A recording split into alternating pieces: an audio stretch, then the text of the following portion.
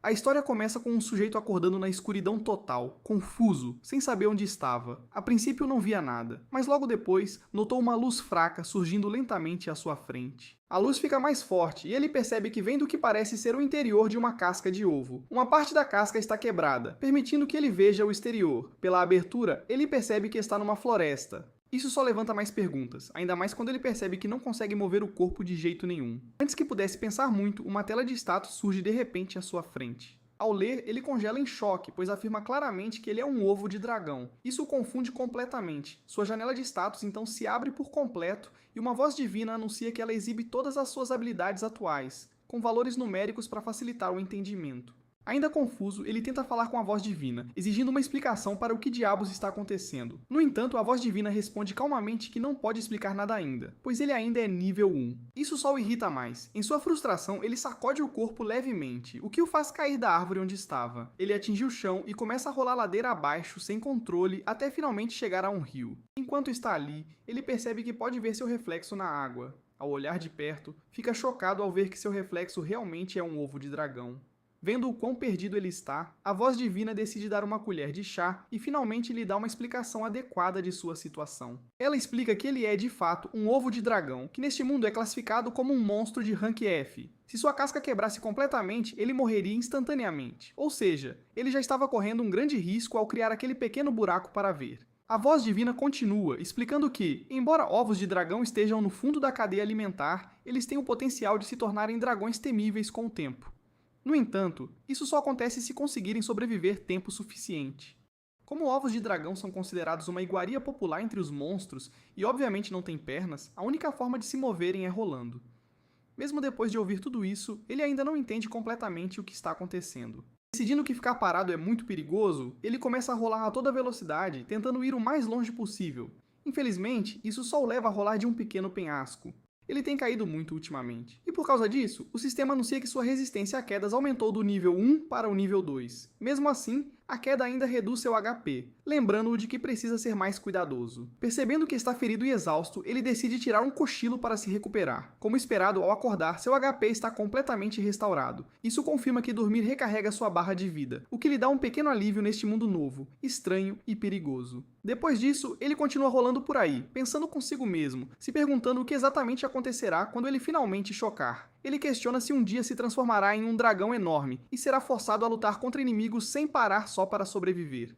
Enquanto continua rolando, perdido em pensamentos, ele para de repente ao notar um inseto gigante não muito longe. Sentindo o perigo, ele rapidamente se esconde atrás de uma árvore e imediatamente usa sua habilidade de avaliação nele. O resultado mostra que a criatura é apelidada de comedor de ovos. Assim como o nome sugere, no momento em que o inseto o nota, ele avança instantaneamente e começa a persegui-lo com clara intenção assassina. Ele rola o mais rápido que pode, mas até ele percebe que não conseguirá escapar para sempre só rolando. Nesse ritmo, ele acabará sendo pego, então percebe que precisa de alguma forma levar a melhor. O verme o persegue implacavelmente até a beira de um penhasco, bem quando ele salta para a frente tentando engoli-lo inteiro. Ele desvia no último segundo. Usando toda a força que tem, ele colide com a criatura e consegue empurrá-la do penhasco. O monstro cai ladeira abaixo e morre instantaneamente. Esta se torna a primeira batalha que ele já venceu. O sistema anuncia imediatamente que ele ganhou 12 pontos de experiência e agora atingiu o nível 5. Por causa disso, todos os seus atributos estão no máximo. Além disso, ele cumpriu os requisitos para a evolução, dando-lhe a opção de escolher entre evoluir para um dragão bebê ou um pequeno dragão. Como ele não tem ideia da diferença real entre os dois, o sistema intervém e explica. O pequeno dragão é descrito como uma raça anã de dragão. Embora seja considerado pequeno comparado a outros dragões, seu tamanho adulto ainda é maior que o de um urso e é amplamente conhecido por seu poderoso ataque de sopro de fogo. Quanto ao dragão bebê, o sistema explica que ele não é muito adequado para a batalha devido às suas garras e presas curtas. No entanto, ele possui imenso potencial e pode eventualmente evoluir para muitas espécies diferentes de dragões. Naturalmente, dragões bebês são considerados uma iguaria cobiçada tanto por monstros quanto por aventureiros, o que significa que são constantemente caçados onde quer que apareçam.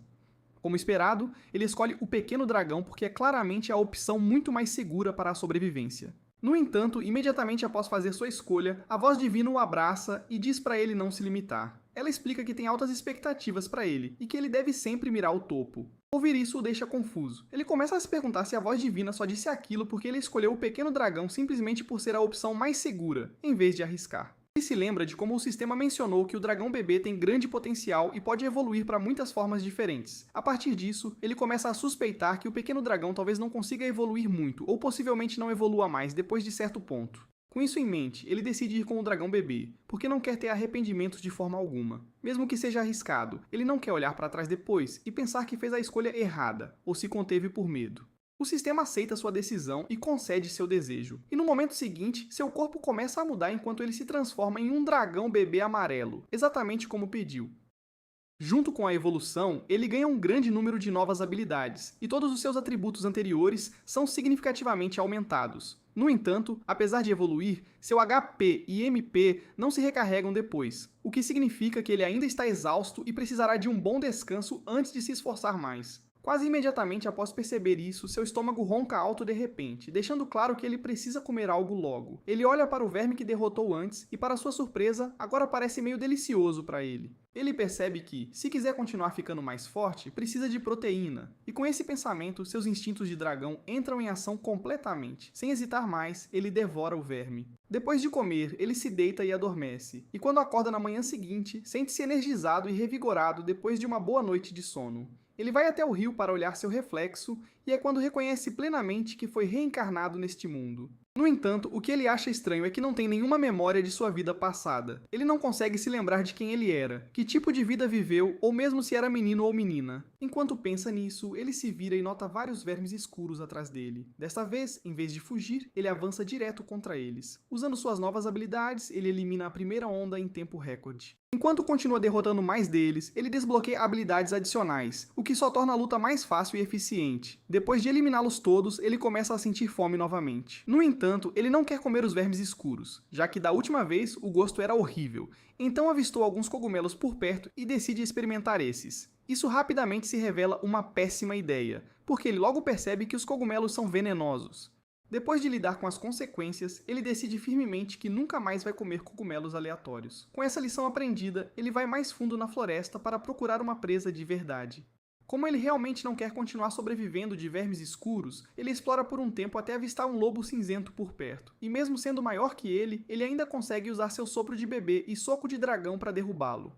O fogo queima levemente a pele do lobo e depois de cheirar, ele percebe que cheira exatamente como churrasco. Curioso, ele usa seu sopro de bebê para grelhá-lo um pouco mais e quando finalmente dá uma mordida, descobre que é absolutamente delicioso. Depois disso, ele encontra outro lobo cinzento e o derrota quase instantaneamente. E isso o faz subir de nível até o nível 20 de 25. Com isso, ele percebe que ainda precisa ganhar mais 5 níveis antes de poder finalmente evoluir novamente. Uma vez que o lobo está morto, ele começa a grelhá-lo como antes e lentamente percebe que está começando a se acostumar a viver como um dragão. Caçar, lutar e comer assim está se tornando normal para ele. Ainda assim, mesmo que esteja ficando mais forte, ter apenas a voz divina para conversar está começando a parecer muito solitário e chato. Por causa disso, ele se vê desejando ter seu próprio melhor amigo ao seu lado.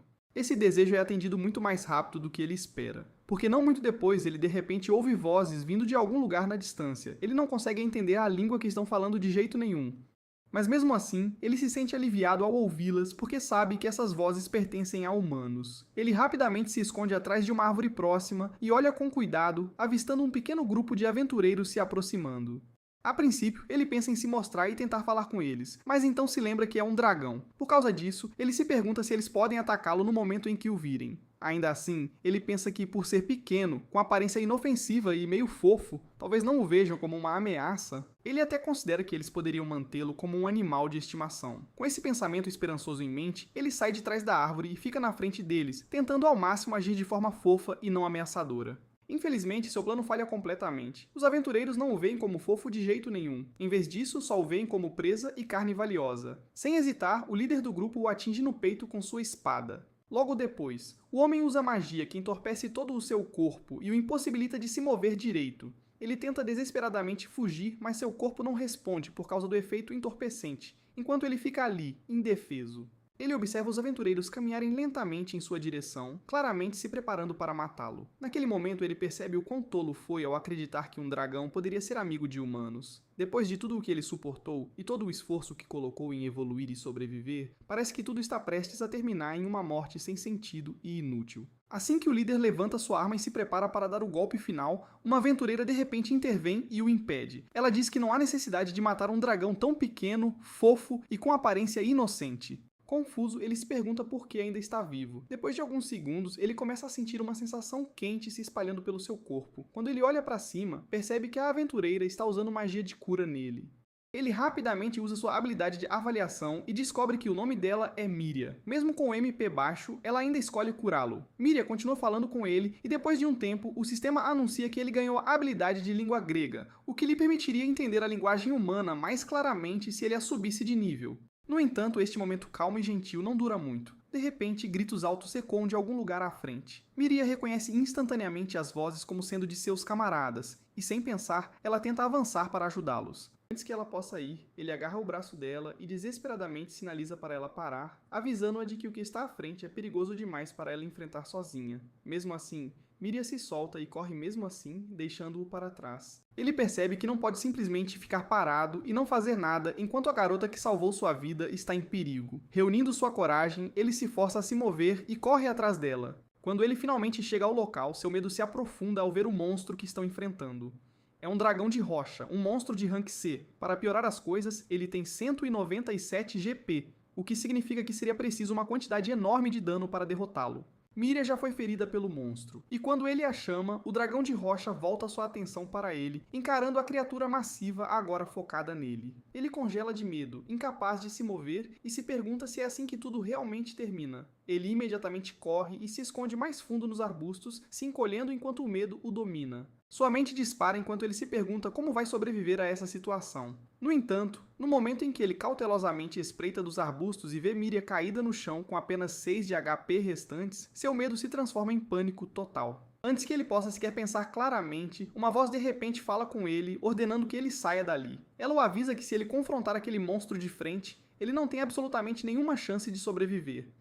Ouvir isso só o faz entrar em pânico ainda mais. No fundo, ele sabe que a voz divina está certa. Ele é muito fraco, inexperiente e despreparado para enfrentar um dragão de rocha daquele tamanho. Realisticamente, a opção mais inteligente e segura seria virar e correr o mais rápido que pudesse. Essa é a escolha lógica. Mesmo assim, apesar de entender tudo isso, ele não consegue se obrigar a abandonar Miria e deixá-la lá para morrer. Sem tempo para hesitar, ele se força a agir. Ele desvia por pouco de um dos ataques do dragão de rocha, e então imediatamente contra-ataca, atingindo-o direto no rosto. Depois disso, ele rapidamente olha para o lado e nota os dois aventureiros que encontrou antes. Um deles já está morto, enquanto o outro mal se agarra à vida com apenas 5 de HP restantes. Vendo isso, ele rapidamente forma um plano. Seu objetivo é afastar o dragão de rocha deles, criar alguma distância e depois voltar para ajudar os sobreviventes, se puder. Ele se vira e corre, forçando seu corpo ao máximo para escapar. No entanto, antes que ele possa ir longe, o dragão de rocha atinge o chão com um tremor poderoso. O impacto o desequilibra, fazendo-o cair no chão.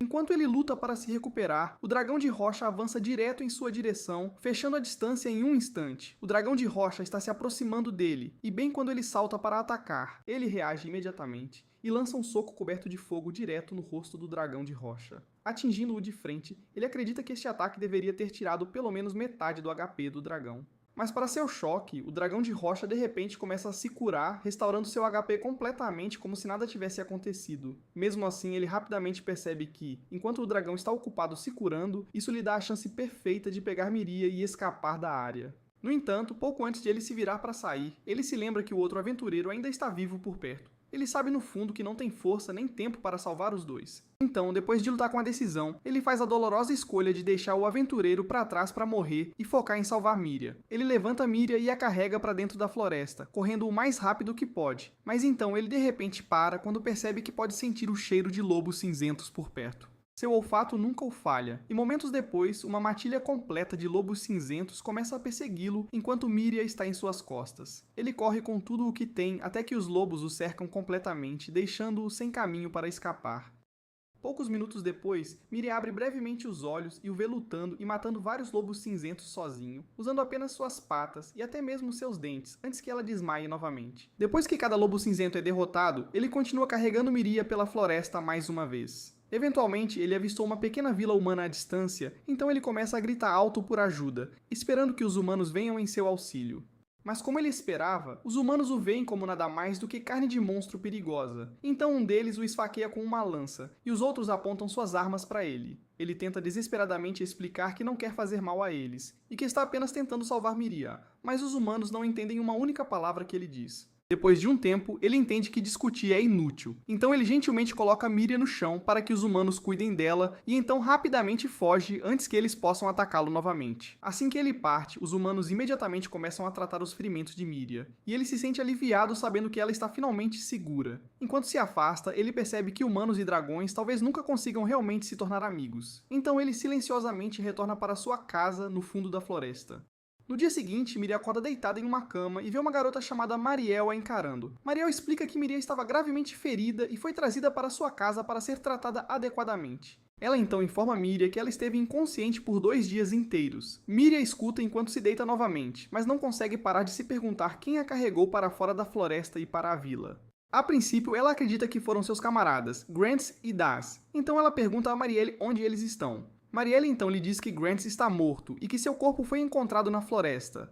E quanto a Daz, eles não conseguiram encontrar seu corpo de jeito nenhum. Então eles assumiram que ele foi comido pelo dragão de rocha. Marielle chama Grants e Daz de idiotas por tentarem lutar contra um dragão de rocha e acharem que tinham alguma chance de vencer. Miria fica completamente chocada ao ouvir que seus camaradas foram comidos, e ela imediatamente começa a se culpar por tudo o que aconteceu. Mariel diz a Miria para não se punir assim, dizendo que é realmente melhor que ela tenha sido a única a sobreviver, porque seus camaradas eram idiotas teimosos que nunca ouviam ninguém. Ouvindo isso, Miria começa a se lembrar de como Daz sempre foi a primeira pessoa na vila a lidar com monstros que se aproximavam demais. Muitas das crianças da vila o admiravam por isso e por sua bravura. No entanto, houve um incidente em que Daz uma vez encontrou um dragão de rocha e escolheu fugir em vez de lutar. Por causa desse evento, alguns dos aldeões mais tarde o provocaram por ter medo do dragão de rocha e fugir em vez de se manter firme. Daz levou essas palavras para o lado pessoal e se sentiu profundamente insultado. Então ele jurou que da próxima vez que visse um dragão de rocha, o derrotaria custe o que custasse. Então, 2 dias atrás, Daz ficou obcecado em provar que era o aventureiro mais forte por ali.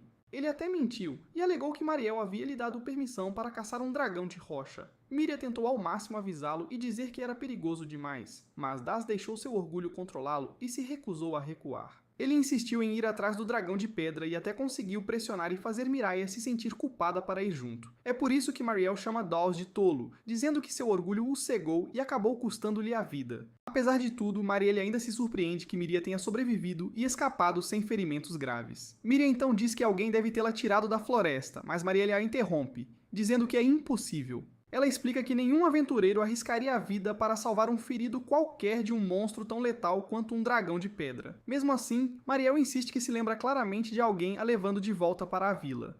Mariel acredita que as memórias de Miria estão confusas por causa do golpe forte que levou na batalha. Ainda assim, Miria não consegue aceitar a explicação, pois tem memórias vagas de ter sido salva por um dragão. Pensando mais, ela começa a se perguntar se foi mesmo aquele dragãozinho que a salvou e a levou de volta para a vila. No dia seguinte, ele acorda cheio de energia e surpreso com o quanto seus ferimentos curaram só com uma boa noite de sono. Ele percebe que, se ainda fosse humano, não teria como se recuperar tão rápido. Um corpo humano não curaria tanto da noite para o dia. Deixando isso de lado, ele olha para o céu e se pergunta como Miria está, e se ela está segura. Sua mente volta à luta com o dragão de pedra, onde seus ataques quase não causaram dano, e ele se sentiu impotente o tempo todo. Por essa memória, uma forte motivação surge, e ele faz um voto firme de ficar mais forte, custe o que custar, para proteger quem está em perigo. Com esse objetivo em mente, ele imediatamente começa a treinar, rastreando um grupo de vermes sombrios e eliminando-os, esperando ganhar XP suficiente para a próxima fase de evolução. Pouco depois, ele recebe uma notificação dizendo que atingiu o nível 25, e agora atende aos requisitos para evoluir. Ao contrário de antes, quando tinha apenas 2 opções, agora tem 5 caminhos de evolução diferentes disponíveis. Ele se sente dividido e incerto sobre qual escolher. Então a voz divina decide intervir e explicar. A voz começa falando do mini dragão, explicando que tem um corpo pequeno, similar à sua forma atual de dragão bebê, mas sua evolução é lenta e tem escolhas futuras muito limitadas. Ele perde o interesse imediatamente, já que crescimento lento não é o que ele quer, e pede para a voz explicar a próxima opção.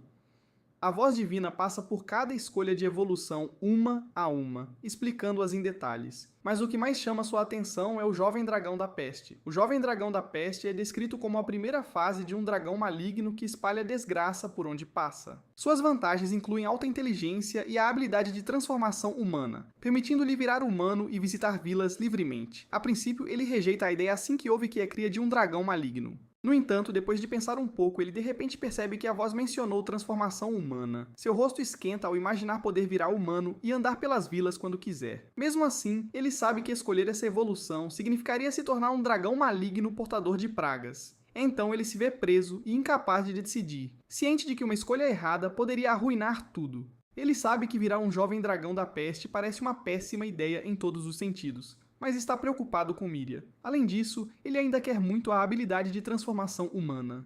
Com tudo isso em mente, ele finalmente toma sua decisão e diz que vai evoluir para um jovem dragão da peste. A voz divina reconhece sua escolha, e ele imediatamente inicia o processo de evolução. Seu corpo muda e a transformação é intensa. Quando finalmente termina, ele olha na água para ver seu reflexo. É quando percebe que está muito mais feio do que antes. A voz divina então anuncia todas as habilidades para as quais ele foi atualizado. E a princípio, ele fica extremamente animado. Ouvir sobre as novas habilidades o faz sentir poderoso e esperançoso. No entanto, essa empolgação rapidamente desaparece quando ele vê todas as habilidades do tipo maligno que também ganhou. A lista de habilidades sombrias e perigosas o deixa desconfortável e preocupado com o tipo de criatura que está se tornando. O que piora as coisas é que o principal motivo para escolher essa evolução era obter a habilidade de transformação humana. Quando ele olha para seu painel de status, vê que a habilidade não está em lugar nenhum. Frustrado, ele pergunta à voz divina se precisa subir de nível primeiro para conseguir a habilidade. Mais uma vez, a voz divina se mostra inútil e simplesmente diz que não pode dar esse tipo de explicação, já que ele está apenas no nível 3. Essa resposta só o deixa mais irritado e confuso. O sistema então continua a explicar o resto de suas habilidades atuais em detalhes. A cada nova habilidade revelada, ele fica mais chocado. Muitas delas são cruéis, venenosas, ou feitas para espalhar doença e destruição. Cada vez que aprende mais, ele desmorona mentalmente, percebendo o quão maligna e perigosa essa forma de dragão realmente é. A essa altura, ele se arrepende profundamente da decisão e só quer voltar a ser um dragãozinho fofo, em vez dessa criatura da peste aterrorizante. Enquanto isso, Mariel vai com Miria reencantar as pedras de proteção. Miria ainda está confusa, incerta se o monstro que a salvou era real ou só imaginação. Mariel leva a situação a sério. Ela raciocina que se um monstro conseguiu entrar porque as pedras de proteção estavam quebradas, então há um problema sério com as defesas. Logo após reencantar as pedras, Miria pede a Mariel para falar mais sobre monstros. Mariel percebe que Miria tem estado estranhamente obcecada por monstros desde o incidente. Miria explica que é porque tem um forte pressentimento de que o monstro, na verdade, estava tentando salvá-la. Esse pensamento não saiu da sua cabeça, e ela quer entender melhor os monstros por causa disso. Marielle pensa que não fará mal deixar Miria saber mais sobre monstros, então começa a explicar. Ela diz que monstros ficam mais fortes a cada evolução, e geralmente fazem isso caçando outras criaturas para subir de nível. Marielle explica que humanos também têm níveis, já que as pessoas melhoram suas habilidades ganhando experiência. No entanto, monstros funcionam um pouco diferente. Ela continua explicando que, uma vez que atingem seu nível máximo, eles não param de crescer. Em vez disso, evoluem para um monstro de um rank superior. Depois disso, o processo se repete. Caçam, sobem de nível novamente, atingem outro limite e então evoluem para uma forma poderosa. Cada evolução os torna mais fortes, mais perigosos e mais difíceis de derrotar. Miria fica genuinamente chocada ao ouvir tudo isso. Ela não consegue acreditar que as pessoas conseguiram aprender tanto sobre como os monstros crescem e evoluem. Parece impossível que humanos entendam criaturas tão diferentes, mas Marielle diz que essa não é a história toda. Marielle explica que de tempos em tempos existem pessoas especiais que podem ouvir uma voz divina. Essa voz divina compartilha informações sobre monstros, incluindo seus níveis, habilidades e até suas origens. As pessoas que possuem essa rara habilidade são conhecidas como heróis ou santos. Por causa deles, os humanos conseguiram reunir conhecimento detalhado sobre monstros e como eles funcionam. Marielle então fica mais séria. Ela diz a Miria que todo monstro é impulsionado a se tornar mais poderoso e feroz. Essa é a natureza deles.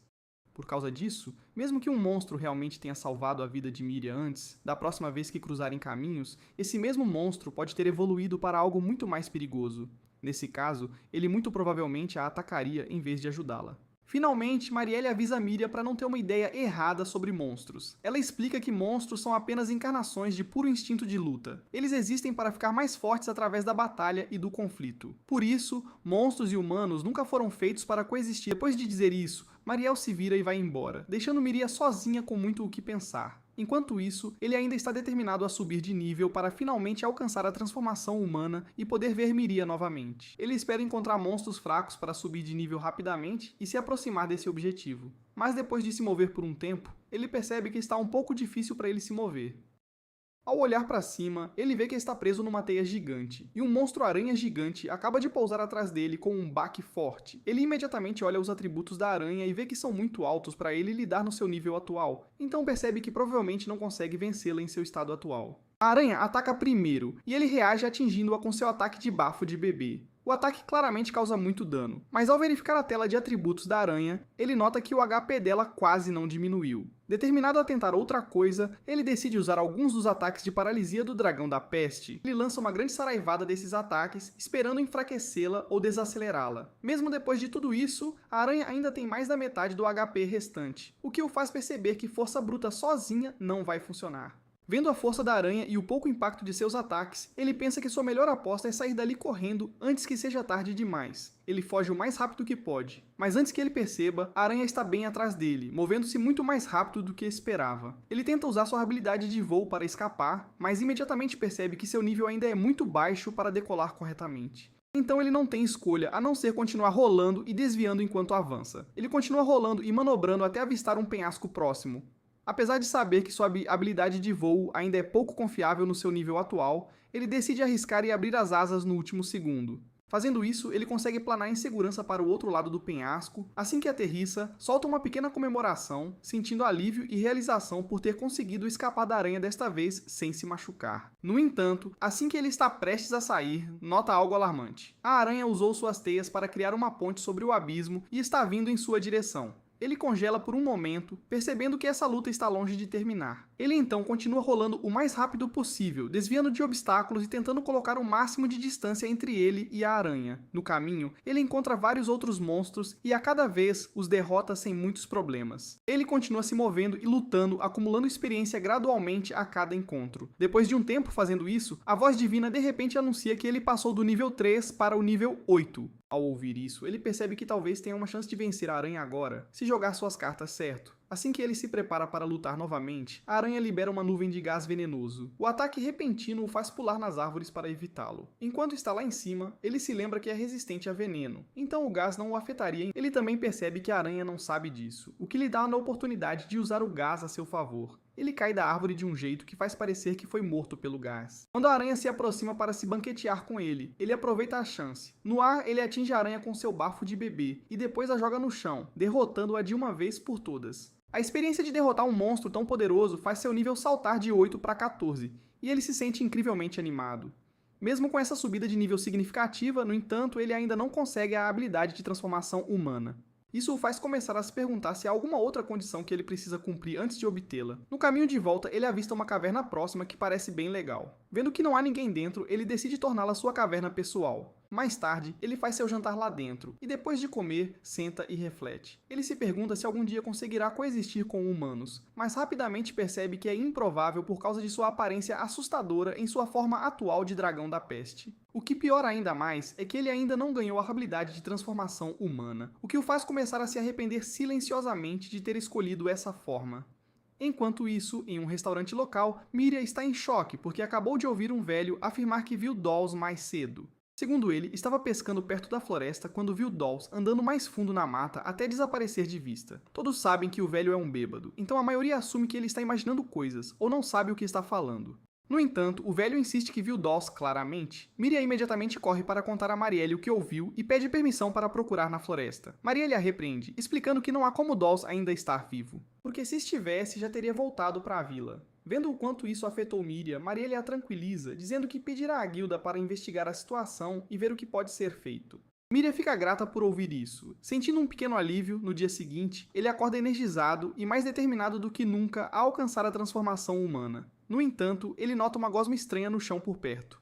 Curioso sobre o que é, ele tenta verificar seus atributos. No momento em que o faz, seus olhos falham, e ele sente uma dor aguda que dói muito. Apesar do desconforto, essa tentativa faz sua habilidade de ver atributos subir para o nível 4. Com esse novo nível, ele finalmente consegue ver uma imagem fraca da tela de atributos da gosma. Ao lê-la, ele não consegue acreditar no que vê. Fica chocado e confuso, perguntando-se por que uma gosma daquelas teria atributos tão incrivelmente poderosos, muito além do que esperava para uma criatura simples. Nesse momento, a gosma tenta atacá-lo, mas ele consegue escapar antes que seja tarde demais. Ele acaba decidindo deixar a gosma em paz. Depois disso, ele continua sua busca em uma nova direção. Alguns minutos depois, ele encontra um pote com uma aparência legal e acha que seria bom para guardar frutas. Mas quando o pega, ele salta e se revela ser um monstro Rank D conhecido como Potortoise. Um pote e uma tartaruga ao mesmo tempo. Ele imediatamente tenta derrotá-lo com seu soco de dragão, mas mesmo acertando o ataque em cheio, quase não causa dano. Ele pensa que talvez não esteja se esforçando o suficiente, então depois de atacá-lo com tudo, o Potortoise usa sua habilidade de descanso para regenerar sua vida completamente. Por frustração, ele começa a lutar com ele e tenta a abordagem de força bruta, mas sua carapaça é muito dura para ele abrir. Então isso definitivamente não vai funcionar. Mas é aí que ele se lembra que é um jabuti e não uma tartaruga. E como jabutis são péssimos nadadores, ele simplesmente o joga no rio e dá o dia por encerrado. O sistema anuncia que ele ganhou 36 pontos de experiência após derrotá-lo e agora o levou ao nível 15. Algumas outras habilidades subiram de nível também, então ele fica um pouco feliz com isso. Assim que ele está prestes a continuar explorando a floresta, ele encontra outra horda de Potortoises. Naquele momento, ele percebe que seu amigo havia chamado aliados antes de ser jogado no rio, e a julgar pelas suas expressões, eles claramente não estão muito satisfeitos em ver seu companheiro ser jogado na água. Então, depois de alguns momentos, eles começam a se combinar até se empilharem. Mas isso não é algo que ele não possa lidar. Então ele simplesmente pula no ar e joga um no resto deles, fazendo todos caírem. Como ele derrotou tantos de uma vez, ganhou 594 pontos de experiência e passou do nível 15 para o 30 depois de apenas uma batalha. Vendo isso, ele começa a ficar um pouco orgulhoso de si mesmo. Ainda assim, ele está um pouco chateado porque depois de derrotar um Potortos, as carapaças sempre são destruídas, o que significa que ele nunca conseguirá um pote útil. Ele continua sua busca na floresta quando percebe que só faltam mais 10 níveis para sua próxima evolução, e ele ainda não alcançou a transformação humana. Então ele se pergunta quanto tempo realmente vai levar. Ele caminha por um tempo, mas então para de repente ao sentir uma aura estranha e ouvir passos altos. Ele se esconde nos arbustos para observar e vê que é um urso gigante andando à distância, mas ele não consegue deixar de notar que há algo estranho nesse urso em particular. Ele tenta ver seus atributos, mas não consegue, pois está muito longe. Tudo o que ele pode fazer é ver os detalhes do urso. Ele olha os detalhes e vê que é basicamente do mesmo rank que ele, o que significa que ele poderia vencê-lo se lutasse com força suficiente. Fora isso, ele se lembra que é chamado de urso de argila, o que significa que tem forma de urso, mas é feito de argila. Então, se ele conseguir derrotá-lo, talvez consiga moldá-lo em um pote e finalmente ter um jeito de guardar suas coisas. O urso não o notou até agora, então ele pensa em fazer um ataque furtivo. Ele cai de uma árvore e está prestes a atacar com seu soco de fogo, mas o urso se vira no último segundo e abre suas garras peitorais, quase o mordendo ao meio. Depois de conseguir se recuperar, ele usa sua velocidade e uma técnica de ataque e fuga para atacar o urso repetidamente até que ele esteja com quase metade do HP. Vendo isso, ele pensa que tem uma chance real de vencer, mas o urso, de repente, usa sua habilidade de regeneração, curando todas as suas feridas e restaurando todo o seu HP. Vendo isso, ele percebe que sua melhor chance é continuar usando a técnica de ataque e fuga, até que o urso fique sem MP e não consiga se curar. Ele faz isso por um tempo e parece estar funcionando, mas assim que ele está prestes a desferir outro ataque, o urso de repente grita e libera um ataque de tempestade de areia invisível. Isso faz com que espinhos afiados cresçam em suas costas, o que o impede completamente de continuar usando sua técnica de ataque e fuga corretamente. O urso então puxa vários espinhos do próprio corpo e começa a jogá-los um após o outro como projéteis mortais. Depois de desviar desses ataques, ele percebe que pedaços de argila se soltam dos espinhos quando atingem o chão, e isso imediatamente lhe dá uma ideia clara do que pode fazer a seguir. Depois que o urso joga mais um espinho de argila nele, ele decide não apenas desviar desta vez. Em vez disso, ele rapidamente o pega, molda a argila macia em uma bola sólida com as mãos e então a usa junto com seu poderoso ataque de meteoro para atingir o urso diretamente e acabar com ele de uma vez por todas. Ele finalmente derrotou o urso de argila, e logo depois, a voz divina anuncia que ele ganhou 300 pontos de experiência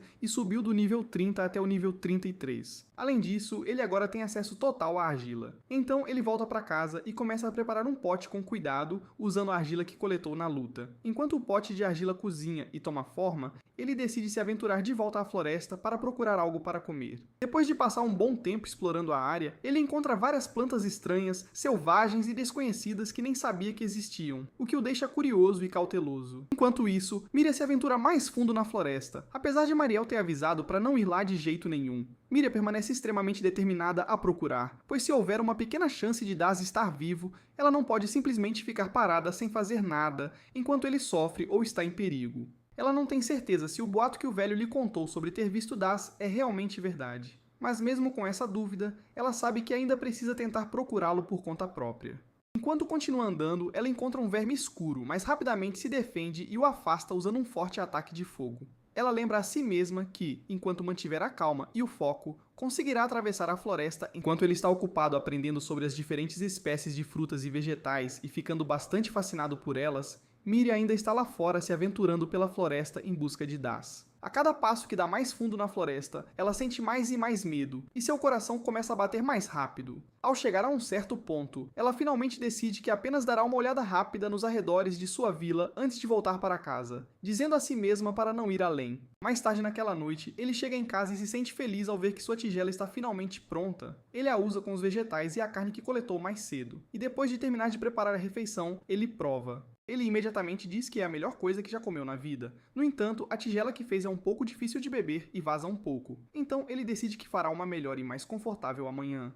Na manhã seguinte, uma carruagem é vista passando por um vale. Dentro da carruagem está uma dama, referida como Princesa Melcha, e ela é acordada por dois aventureiros que viajam com ela. Os dois aventureiros olham para a floresta próxima e rapidamente concordam que essa deve ser a floresta que a guilda quer que investiguem. Enquanto isso, ele acabou de voltar da caça a lobos. Ele esvicera os lobos e vai para a floresta estender suas peles para secar ao ar livre. No entanto, o mesmo grupo de macacos continua voltando e comendo partes das peles sempre que ele os deixa sem supervisão. E isso está realmente começando a tirá-lo do sério. Com isso em mente, ele faz uma cara de mal e decide cobrir o próximo lote de peles com veneno para que, quando os macacos vierem comê-las, morram. Após tomar essa decisão, ele parte em uma jornada para encontrar flores venenosas. Ele logo entra em um campo vasto, cheio de plantas venenosas coloridas, mas perigosas. Mas é aí que ele tropeça em algo completamente diferente. Um tipo de monstro que nunca viu antes. Ele a avalia e descobre que é uma princesa venenosa Lecerta, mas o que mais o interessa é que essa espécie só tem habilidades relacionadas a veneno. A princesa venenosa de repente foge assim que o nota, fazendo-o pensar que ela se assustou e fugiu. No entanto, não muito depois, ela de repente salta do nada, o morde no pescoço e imediatamente foge de novo. Neste ponto, ele se sente completamente confuso. Ele se pergunta por que o morderia tão levemente e depois fugiria sem terminar a luta. Mas então uma onda massiva de veneno de repente inunda seu corpo. Não é nada como o que ele já sentiu antes. Ele cai de joelhos e percebe que não consegue nem mover os ombros. Pouco depois ele cai no chão, finalmente percebendo que este era o plano da princesa venenosa desde o início. Ele começa a se perguntar se este veneno é diferente do tipo normal. Pelo que ele pode sentir, está claramente causando muito mais dano do que deveria. Seu corpo está pesado, sua respiração é difícil e seus pensamentos estão mais lentos. Ele entende uma verdade clara. Se continuar ali sem pensar ou fazer um plano, ele definitivamente vai morrer. Esse pensamento o assusta, mas também força sua mente a permanecer ativa. Ele se força a pensar, perguntando o que pode fazer para sobreviver. Após um breve momento de reflexão, ele chega a uma decisão. O único caminho é aprender mais sobre o lagarto preto que o envenenou. Se ele entender melhor a criatura, talvez possa encontrar uma maneira de combater o veneno. Com essa esperança em mente, ele chama por uma avaliação. A voz divina responde e começa a explicar. Ela lhe diz que a criatura é um monstro de rank D. Este monstro é conhecido por um estilo de caça muito cruel. Ele envenena sua presa, depois foge em vez de finalizar a morte. Depois que o veneno faz efeito e a presa está indefesa ou morta, ele volta para se banquetear com os restos. A voz continua, dando-lhe mais informações importantes. Ela explica que esta criatura, conhecida como Princesa Venenosa, produz seu veneno dentro do próprio corpo. Ela faz isso consumindo substâncias venenosas ao longo do tempo. No entanto, há uma fraqueza crítica. A voz divina revela que os fluidos corporais da Princesa Venenosa são o único antídoto conhecido para o veneno que ela secreta. Ouvir isso muda tudo para ele. Naquele momento, ele entende completamente sua situação. Se ele quer viver, deve capturar a Princesa Venenosa viva e usar seus fluidos corporais para se curar. Não há outra opção. Graças à sua habilidade de resistência a veneno, ele ainda não está completamente indefeso. Embora seu corpo esteja fraco, ele ainda consegue se mover um pouco. Usando a força que lhe resta, ele ativa sua habilidade rolar e começa a rolar pela floresta. Assim como ele esperava, a Princesa Venenosa não perde o interesse. Ela também está usando a habilidade rolar para ficar à frente dele. De repente, ele é atingido por um espinho de argila. E é aí que ele percebe que a Princesa Venenosa também pode usar essa habilidade. Ele continua rolando por um bom tempo, se esforçando mesmo com a visão embaçada. Então, uma memória de repente o atinge. Ele se lembra do penhasco que pulou antes, quando estava sendo perseguido pela aranha gigante. Essa memória lhe dá uma ideia. Ele decide usar o mesmo truque novamente, dessa vez contra a Princesa Venenosa. Reunindo cada pedaço de força que lhe resta, ele rola cada vez mais rápido.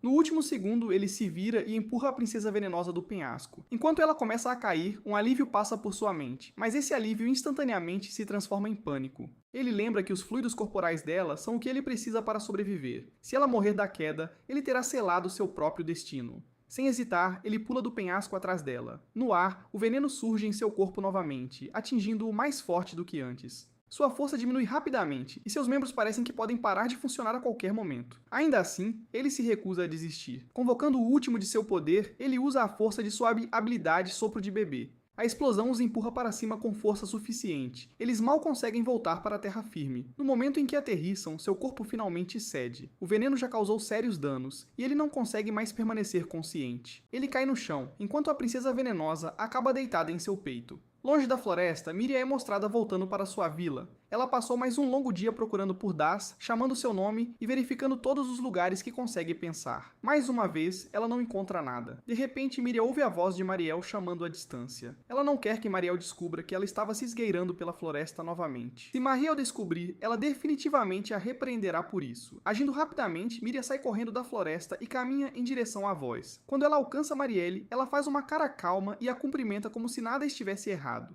Marielle parece aliviada no momento em que vê Miria. Ela explica que não a via há um tempo e começou a ficar preocupada. Ela diz que a procurou em todos os lugares, até foi à casa de Miria, mas não encontrou nenhum sinal dela. Por causa disso, ela pergunta diretamente a Miria onde ela esteve todo esse tempo. Miria não quer que Marielle saiba a verdade, especialmente que ela estava procurando por Das na floresta sozinha. Ela diz a Marielle que teve um resfriado leve mais cedo e decidiu dar uma caminhada lá fora para clarear a cabeça e tomar um ar fresco. Marielle ouve, mas não relaxa completamente. Algo na resposta de Miria parece estranho para ela. Ela tem a sensação de que Miria pode estar secretamente procurando na floresta novamente, assim como antes. Por causa dessa suspeita, Marielle pergunta diretamente se ela estava procurando por Das na floresta. Miria nega sem hesitar. Ela repete que só saiu para uma caminhada porque não estava se sentindo bem. Vendo como Miria parece séria, Marielle não tem provas reais para argumentar. Sem outra escolha, ela aceita a resposta e decide acreditar nela. Mudando de assunto, Marielle então menciona algumas novas informações. Ela diz que ouviu dizer que um grupo de aventureiros já está a caminho para inspecionar a floresta e procurar por Das. Ela diz a Miria que profissionais estão cuidando disso agora, então não há razão para ela se preocupar tanto. Ela gentilmente a incentiva a deixar a busca para eles e focar em ficar segura. Miria acena e ouve, embora a preocupação ainda preencha seu coração. Enquanto isso, no fundo da floresta, ele lentamente acorda. Enquanto sua visão clareia, ele nota a Princesa Venenosa sentada à sua frente. A princípio, ele assume o pior. Ele acha que ela ficou para se banquetear com ele, agora que o veneno deveria tê-lo matado. Enquanto tenta se mover, ele percebe algo estranho. Seus braços não estão mais pesados, e a dor ardente do veneno se foi. É quando a ficha finalmente cai. A Princesa Venenosa não ficou para comê-lo. Ela realmente lhe deu o antídoto. De alguma forma, ela usou seus próprios fluidos corporais para salvar sua vida. Com essa percepção, ele entende algo mais também. Depois que ele pulou do penhasco para salvá-la, a Princesa Venenosa deve ter gostado dele. Em vez de vê-lo como presa, ela agora o vê como algo diferente. Naquele momento tranquilo, um laço começa a se formar entre eles. Este se torna o início de sua estranha, mas genuína amizade. Mais tarde, ele decide levá-la de volta para casa. Assim que chegam, ele prepara um jantar simples para os dois. Enquanto se sentam e comem juntos, ele sente algo que não sentia há muito tempo. Ele sente conforto. Ele percebe que é a primeira vez em muito tempo que ele come com outra pessoa. A solidão que ele sentia lentamente desaparece. Depois de passar mais tempo juntos, um pensamento cruza sua mente. Nenhum deles tem um. Ele começa a pensar em como poderia nomear a princesa venenosa. Muitas ideias vêm e vão, mas depois de um tempo, ele se detém. Ele percebe que nomes não são realmente necessários. O que importa é que eles se entendam e não estejam mais sozinhos. Depois disso, ele e a princesa venenosa lentamente se tornam muito próximos. Com o tempo, eles se tornam verdadeiros parceiros e começam a trabalhar juntos para caçar suas presas. Eles aprendem a se mover juntos, quando atacar e quando recuar. Com o passar dos dias, a presença dela começa a parecer normal para ele. Não parece mais estranho tê-la por perto. Em vez disso, parece natural, como se as coisas devessem ser assim agora. Há apenas uma coisa a qual ele ainda tem dificuldade em se acostumar. A princesa venenosa não gosta de comida normal de jeito nenhum. Ela se recusa a comer qualquer coisa que ele lhe dê. Em vez disso, ela só prefere plantas venenosas que crescem no fundo da floresta. O cogumelo venenoso cheira muito mal, então, querendo que ela parasse, ele usa seu sopro de bebê para queimá-lo antes que ela pudesse comê-lo. No momento em que ele faz isso, a princesa venenosa fica claramente chateada. Ele imediatamente entende que cometeu um erro com ela. Essas plantas não são comida perigosa, elas são sua fonte de força. Queimá-las parece um ataque a algo importante para ela, então, para compensar, ele promete conseguir algumas para ela mais tarde. Antes que ele possa pensar onde encontrar algumas, algo inesperado acontece do nada. Uma presença poderosa aparece. Um monstro raro conhecido como Cabeça Dupla entra em cena e bloqueia o caminho deles. A criatura tem duas cabeças, cada uma com uma cor e expressão diferentes. Pela forma como os encara, fica claro que está procurando uma briga. Ele congela por um breve momento. Este é um monstro que ele nunca viu antes. Ele rapidamente nota a forte aura vindo dele e sente perigo. Enquanto o observa mais de perto, ele percebe que ele tem múltiplas habilidades especiais, como gravidade. Isso faz sua confiança vacilar. Ele não tem certeza se pode derrotar algo assim. A dúvida se insinua em sua mente, mas ele não a deixa controlá-lo. Mesmo com o perigo bem na frente deles, nem ele nem a princesa venenosa estão dispostos a desistir. Eles silenciosamente concordam em lutar juntos. Eles formam um plano simples. Ele enfrentará a Cabeça Dupla diretamente e manterá sua atenção. Enquanto a princesa venenosa se esconde em uma árvore e espera o momento certo para atacar com seu veneno, ele avança e ataca primeiro, tentando testar a força do monstro. A Cabeça Dupla responde imediatamente, contra-atacando com força. O contra-ataque é forte o suficiente para empurrá-lo para trás, forçando-o a recuar e recuperar o equilíbrio. Antes que ele possa reagir novamente, a Cabeça Azul de repente abre a boca e começa a lançar magia. Um círculo mágico brilhante aparece sob ele, e em um instante, a gravidade ao redor dele aumenta dramaticamente. Seu corpo se choca contra o chão enquanto a gravidade se torna quase insuportável, parecendo 100 vezes mais pesado que o normal. Ele luta para se mover e seus músculos gritam sob a pressão. Justo quando parece que ele está preso, a princesa venenosa faz seu movimento. De seu esconderijo, ela dispara um dardo de argila revestido com veneno na Cabeça Dupla. O ataque interrompe o feitiço e o efeito da gravidade desaparece, libertando-o. No momento em que ele recupera o controle de seu corpo, ele salta no ar com tudo o que lhe resta. Ele libera seu sopro de bebê diretamente na Cabeça Dupla, atingindo-a em cheio. Ele espera que o ataque finalize o monstro. No entanto, para seu choque, a Cabeça Dupla regenera sua saúde bem diante de seus olhos. Embora surpreso, ele não entra em pânico. Em vez disso, ele sente uma sensação de alívio. Nessa breve troca, ele aprendeu algo importante. Ele agora entende que a Cabeça Azul é responsável por lançar magia, enquanto a Cabeça Vermelha lida com ataques físicos. Com esse conhecimento, ele sabe que seu próximo movimento será mais inteligente e focado. Ele corre direto para a Cabeça Dupla sem diminuir a velocidade. A Cabeça Vermelha avança e o morde. A dor o atravessa, mas ele não grita. Isso era exatamente o que ele planejava. Enquanto a Cabeça Vermelha está focada em mordê-lo, ele torce o corpo e desfere um uppercut rápido e poderoso direto na Cabeça Azul. O golpe acerta em cheio e desequilibra a Cabeça Azul. Essa breve abertura é tudo o que a Princesa Venenosa precisa. Ela salta de seu esconderijo e morde a Cabeça Azul. Desferindo uma mordida de veneno direta, a Cabeça Dupla ruge de dor e imediatamente ativa sua habilidade de regeneração. A princípio parece que as feridas estão cicatrizando, mas então algo estranho acontece. Mesmo enquanto a carne se regenera, o HP do monstro continua caindo. O veneno é muito mais forte do que sua capacidade de cura. Vendo isso, ele se sente confiante pela primeira vez. Ele tem certeza de que esta batalha agora é deles para vencer. De repente, a Cabeça Dupla faz algo inesperado. O veneno se espalhou apenas pelo lado do corpo da Cabeça Azul. Para impedir que se espalhe ainda mais, a Cabeça Vermelha morde com força e arranca a Cabeça Azul completamente. Ele congela em choque, incapaz de acreditar no que acabou de testemunhar. Um momento depois, ele sente um pequeno alívio.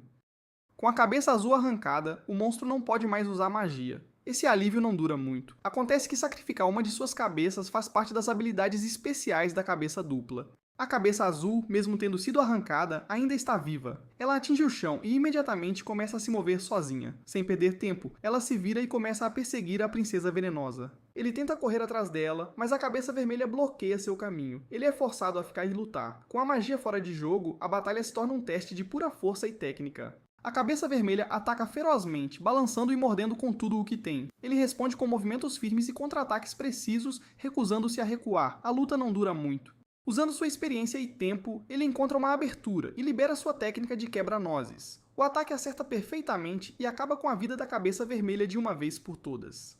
Enquanto o silêncio se instala, seu coração começa a acelerar novamente. Ele se lembra da outra cabeça. O pânico o preenche ao perceber que a princesa venenosa ainda está em perigo. Ela é a única amiga que ele fez desde que veio a este mundo. Naquele momento, ele não se importa em voltar a ser humano ou em ganhar novos poderes. Ele silenciosamente implora aos deuses para que ela ainda esteja viva. Ele procura desesperadamente pela área. Depois do que parece uma eternidade, ele finalmente vê movimento. A princesa venenosa rasteja para fora de um arbusto, gravemente ferida, mas viva. O alívio inunda seu corpo. Antes que ele possa alcançá-la, a cabeça azul de repente aparece por trás, avançando para acabar com ela. Ele reage sem pensar. Usando apenas suas mãos nuas, ele agarra a cabeça azul e a esmaga com toda a sua força, acabando com a ameaça de uma vez por todas. Quando finalmente acaba, ele corre para a princesa venenosa e a puxa para seus braços. Ele a abraça apertado e diz que não se importa mais em se tornar humano. Ele diz que está bem sendo um dragão, contanto que possa ficar com ela. Naquele momento, a voz do sistema ecoa em sua mente, anunciando seus novos aumentos de status. Ela então adiciona uma mensagem final, afirmando que ele desbloqueou a transformação humana. Seus olhos se arregalam em choque ao ouvir isso. Enquanto isso, de volta à vila, Miriam e Marielle estão ocupadas preparando-se para a chegada dos aventureiros. Miriam se pergunta que tipo de pessoas eles serão, já que sua vila raramente recebe visitantes. Nesse momento, eles ouvem uma batida na porta. Momentos depois, os aventureiros entram. Os dois aventureiros se apresentam como Melcha e Yuno. Eles explicam a Marielle que foram a dupla enviada à vila para procurar uma pessoa desaparecida. Marielle os recebeu educadamente e agradeceu por virem. Ela então explicou a situação em detalhes. A pessoa que eles procuravam era Dais, um dos companheiros de Miriam. Marielle estava profundamente preocupada. Ela temia que Miriam estivesse entrando na floresta sozinha para procurar por Dais. A floresta era perigosa, e ir sozinha era imprudente. Marielle acreditava que se provas claras da morte de Das fossem encontradas, Miriam finalmente pararia de arriscar sua vida procurando por ele. Por essa razão, ela pediu a Melcha e Yuno para entrar na floresta e confirmar se Das estava realmente morto. Embora a tarefa fosse sombria, traria um encerramento. Melcha e Yuno aceitaram o pedido. Com os preparativos completos, eles partiram em direção à floresta para iniciar a busca pelo corpo de Das. Enquanto isso, em outro lugar, ele estava focado em algo totalmente diferente. Ele não conseguia parar de pensar no fato de que finalmente havia desbloqueado a habilidade de transformação humana. A emoção o encheu de descrença. Por tanto tempo, ele viveu como um dragão. Agora tinha a chance de ser humano de novo. Foi para um campo aberto, onde ninguém o veria. Era o lugar perfeito para testar a habilidade com segurança. Ali parado, ele fez uma pausa. Mal podia crer que voltaria à forma humana. Era estranho, quase irônico. Tinha se convencido de que podia viver sem ser humano, mas agora, com a chance de mudar, percebeu o quanto ainda queria. Voltar a ser humano mudaria tudo. Se vivesse como humano, sua relação com a Princesa Veneno talvez não fosse a mesma. Como dragão, eles se aproximaram. Havia um laço que poderia mudar se ele trocasse de forma. Mesmo assim, ele queria os dois. Queria ficar ao lado dela, mas também viver direito numa vila, como humano. Queria andar livremente, falar sem restrições e existir sem medo. Ele começou a raciocinar sobre a situação. Se pudesse alternar entre humano e dragão a cada 3 dias, talvez equilibrasse as duas vidas. Passaria um tempo na vila como humano, e voltaria à forma de dragão quando preciso. Assim não precisaria escolher uma vida em detrimento da outra. Contudo, enquanto pensava, sua mente disparou. Um pensamento estranho lhe ocorreu. E se ele virasse uma garota em vez de A ideia o assustou. Não sabia o quão específica era a habilidade. Restauraria seu corpo exato de antes, ou criaria algo totalmente diferente? Percebeu que estava pensando demais na situação. Não havia como saber o resultado sem tentar. Preocupar-se não mudaria o resultado. Ele respirou fundo e se acalmou. Era hora de testar a habilidade. Ativou a capacidade de transformação humana. Imaginou-se ali, um homem bonito, restaurado ao que era. Em vez disso, os resultados o chocaram. Em vez de se transformar num humano normal, seu corpo mudou para uma forma retorcida e grotesca. Ele não virou um homem normal. Virou uma versão mais feia e distorcida do dragão da peste. Ele surtou nos momentos seguintes, a frustração o dominou, e ele exigiu uma explicação da voz divina. Perguntou o que tinha acontecido e por que a transformação falhou tanto. Como sempre, a voz divina não ajudou. Ela calmamente disse que ele precisava subir mais de nível antes que pudesse dar mais detalhes. Sua frustração só aumentou ao checar a janela de status. Seu ataque e defesa caíram pela metade dos valores normais. Além disso, seu MP estava escoando rapidamente só por manter a forma. Era instável e ineficiente. Ficar assim só o deixaria mais fraco e vulnerável. Com essa percepção, ele desistiu do experimento de transformação humana por enquanto.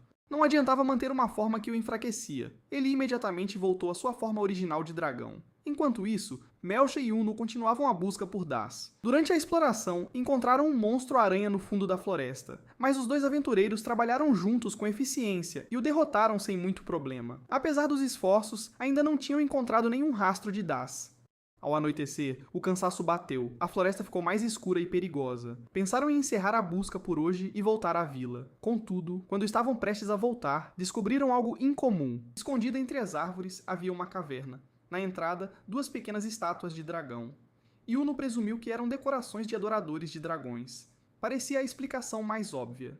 Contudo, Melcha expressou dúvida na hora. Nunca ouvira falar de religião de adoração a dragões na região. Mais importante, ela sentia magia vindo das estátuas. Não eram meras esculturas, foram cuidadosamente feitas e imbuídas de energia mágica. A presença de magia tornava a situação suspeita. Algo intencional estava acontecendo ali. Com cautela, entraram na caverna.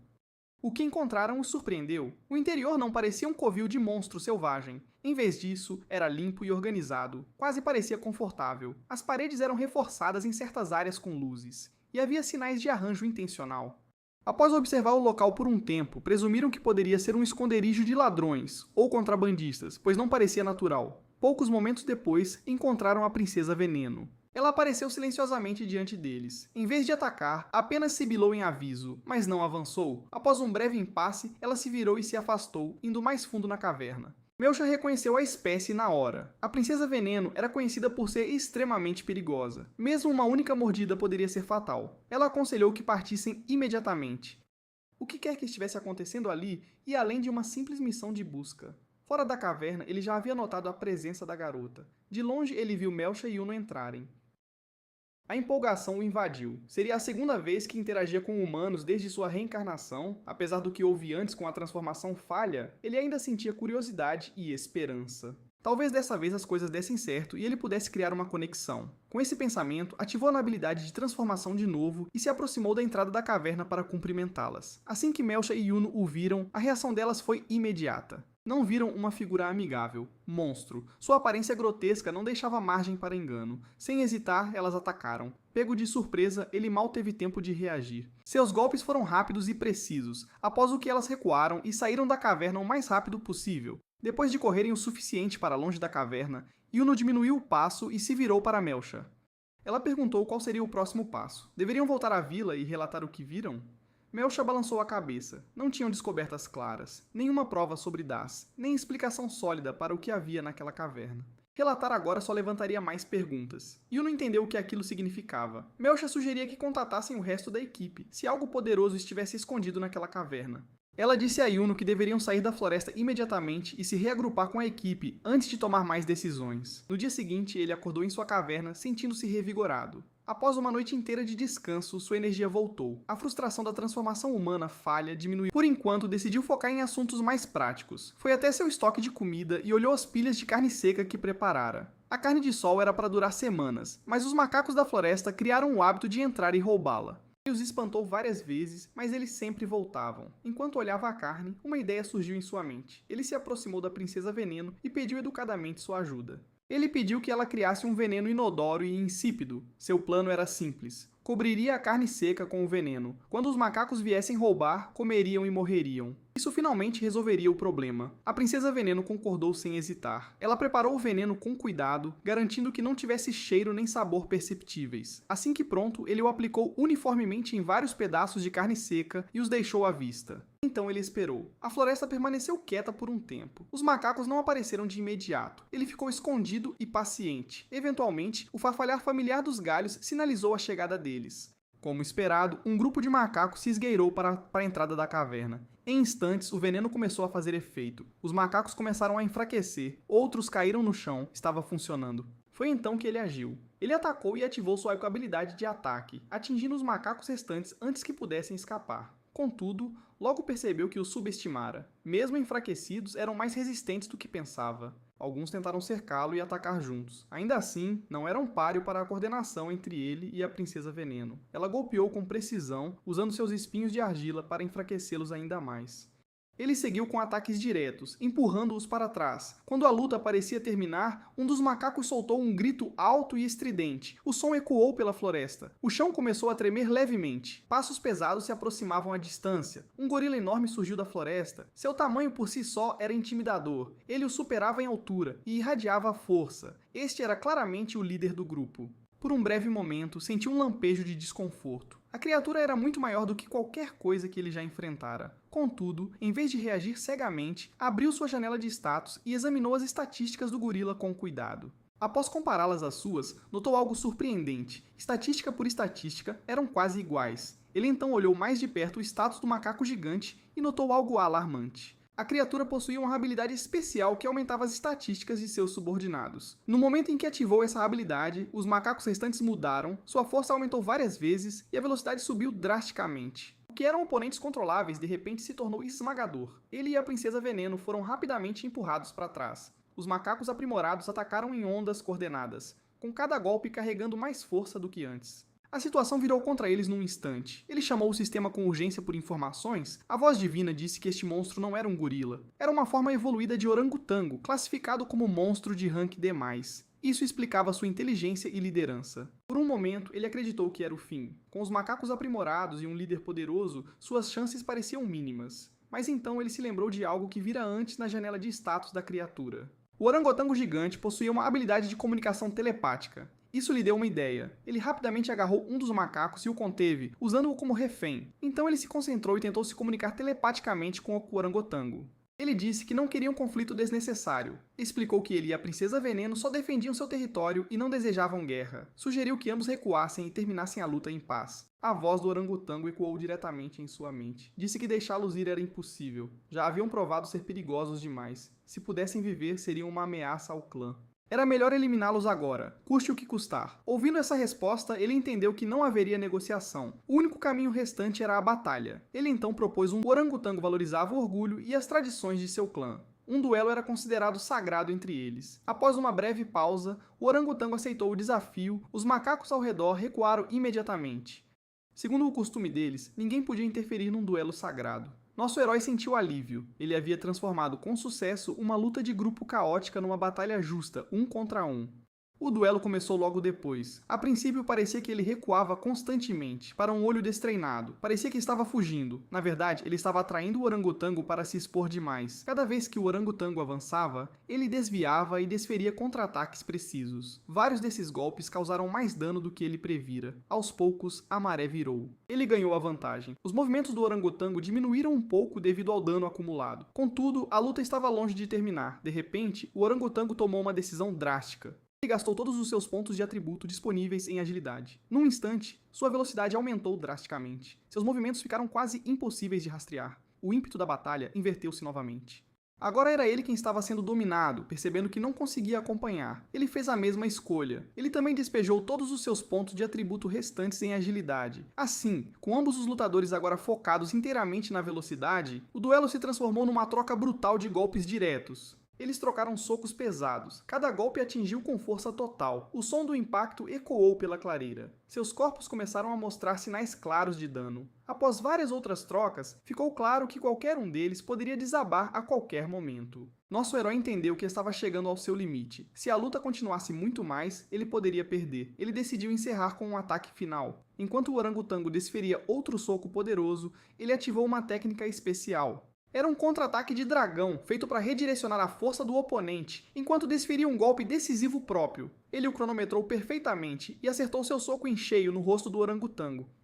O impacto foi devastador. O orangotango cambaleou e começou a cair. Por um breve segundo, ele acreditou ter vencido. Mas, pouco antes de desabar, o orangotango reuniu sua força restante e desferiu um último soco pesado. O golpe acertou em cheio e ele caiu no chão logo depois. Como seu golpe decisivo acertou primeiro, ele foi reconhecido como o vencedor. Enquanto seus olhos se fechavam lentamente, ele viu a Princesa Veneno parada sobre ele protetoramente. Então, a voz divina ecoou em sua mente. Ele ganhou 162 pontos de experiência e alcançou o nível 39. Algumas horas depois, ele acorda, confuso e sem saber onde está.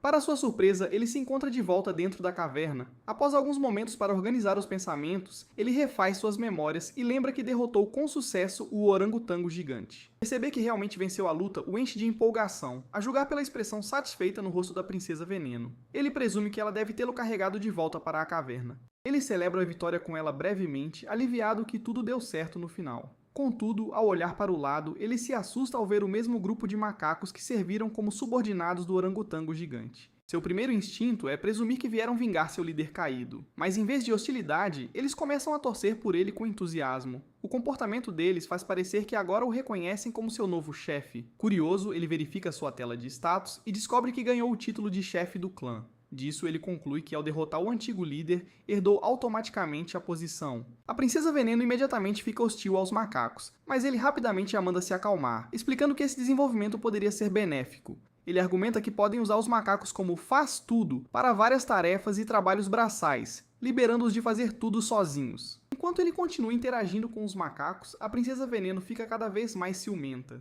Embora ele permaneça alheio, fascinado demais pela situação para notar a mudança de humor dela. Com os macacos agora cuidando do trabalho, ele de repente se vê sem nada para fazer, não querendo ficar ocioso. Ele começa a pensar em maneiras produtivas de usar seu tempo livre. Ele percebe que com mais moradores na caverna, precisarão armazenar maiores quantidades de comida. Para isso, precisarão de potes. No dia seguinte, ele começa a trabalhar no processo de fabricação de potes. Um dos macacos observa com intensa curiosidade. Divertido, ele o manda observar com atenção e aprender enquanto molda um novo pote de argila. Ele observa que os macacos seriam mais adequados para essa tarefa devido aos seus dedos ágeis. Após concluir a demonstração, ele instrui Ken a tentar fazer um e o deixa encarregado da cerâmica. Ao sair, ele se surpreende ao ver a Princesa Veneno tentando fazer um pote de argila sozinha. Ele casualmente comenta que ela não conseguirá fazer muito com aquelas mãos e pernas. Ela interpreta mal o comentário, fica envergonhada e sai correndo. Vendo-a partir, ele fica confuso, perguntando se o que disse de errado. Ao mesmo tempo, ele percebe que a Princesa Veneno tem agido meio estranho ultimamente, embora não consiga entender bem o porquê. Enquanto isso, Melcha e Yuno estão sentadas numa lanchonete próxima, tomando bebidas enquanto esperam o resto da equipe chegar. Com o tempo passando e ninguém aparecendo, elas começam a ficar preocupadas. Melcha mantém a calma e tranquiliza Yuno, dizendo que os outros voltarão assim que terminarem o pedido atual. Yuno, contudo, não consegue se livrar do medo que ainda sente após o encontro com o dragão da peste. A memória daquela presença avassaladora persiste em sua mente. Melcha diz para ela não se preocupar, garantindo que lidarão com a situação em breve e que tudo será tratado adequadamente. De volta à caverna, ele acorda na manhã seguinte e é imediatamente saudado pela Princesa Veneno. Ele tenta se levantar, mas seu corpo pesa. Ao olhar mais de perto, percebe que os macacos estão espalhados em cima dele. Dormindo profundamente, ele tenta acordá-los, mas é inútil, então ele desiste e decide voltar a dormir. Poucos minutos depois, ele acorda com uma visão perturbadora. Um dos macacos está no chão, fraco e implorando por ajuda. Sem hesitar, ele usa sua habilidade de avaliação para analisar a situação. Ele rapidamente descobre que a Princesa Veneno envenenou o macaco. A raiva sobe dentro dele, e ele exige que ela entregue o antídoto imediatamente.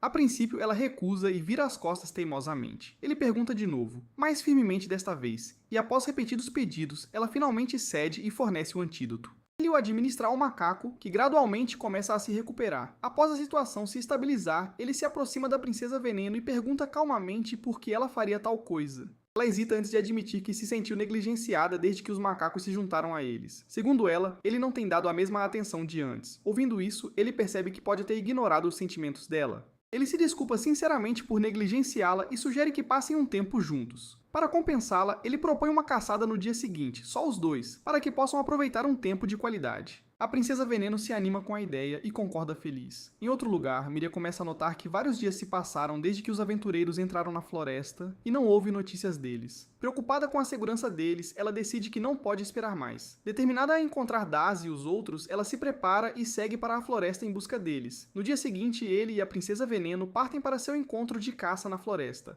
Ele parece genuinamente animado, aproveitando o ar fresco e a chance de caçar de novo. Contudo, a Princesa Veneno não parece totalmente satisfeita. O motivo rapidamente fica claro. Ele trouxe os macacos junto. Embora ele não veja problema, ela esperava que fosse um tempo só para os dois. Os macacos, por sua vez, estão enérgicos e entusiasmados, claramente curtindo o passeio. Sentindo-se desapontada, a Princesa Veneno caminha silenciosamente à frente, sozinha. Depois de um tempo, ela sente perigo por perto. De repente, 2 lobos da floresta saltam das árvores e se preparam para atacar. Ele presume que será uma luta simples, que podem resolver juntos. Mas antes que pudessem agir, os macacos avançam e derrotam os lobos rapidamente com uma coordenação impressionante.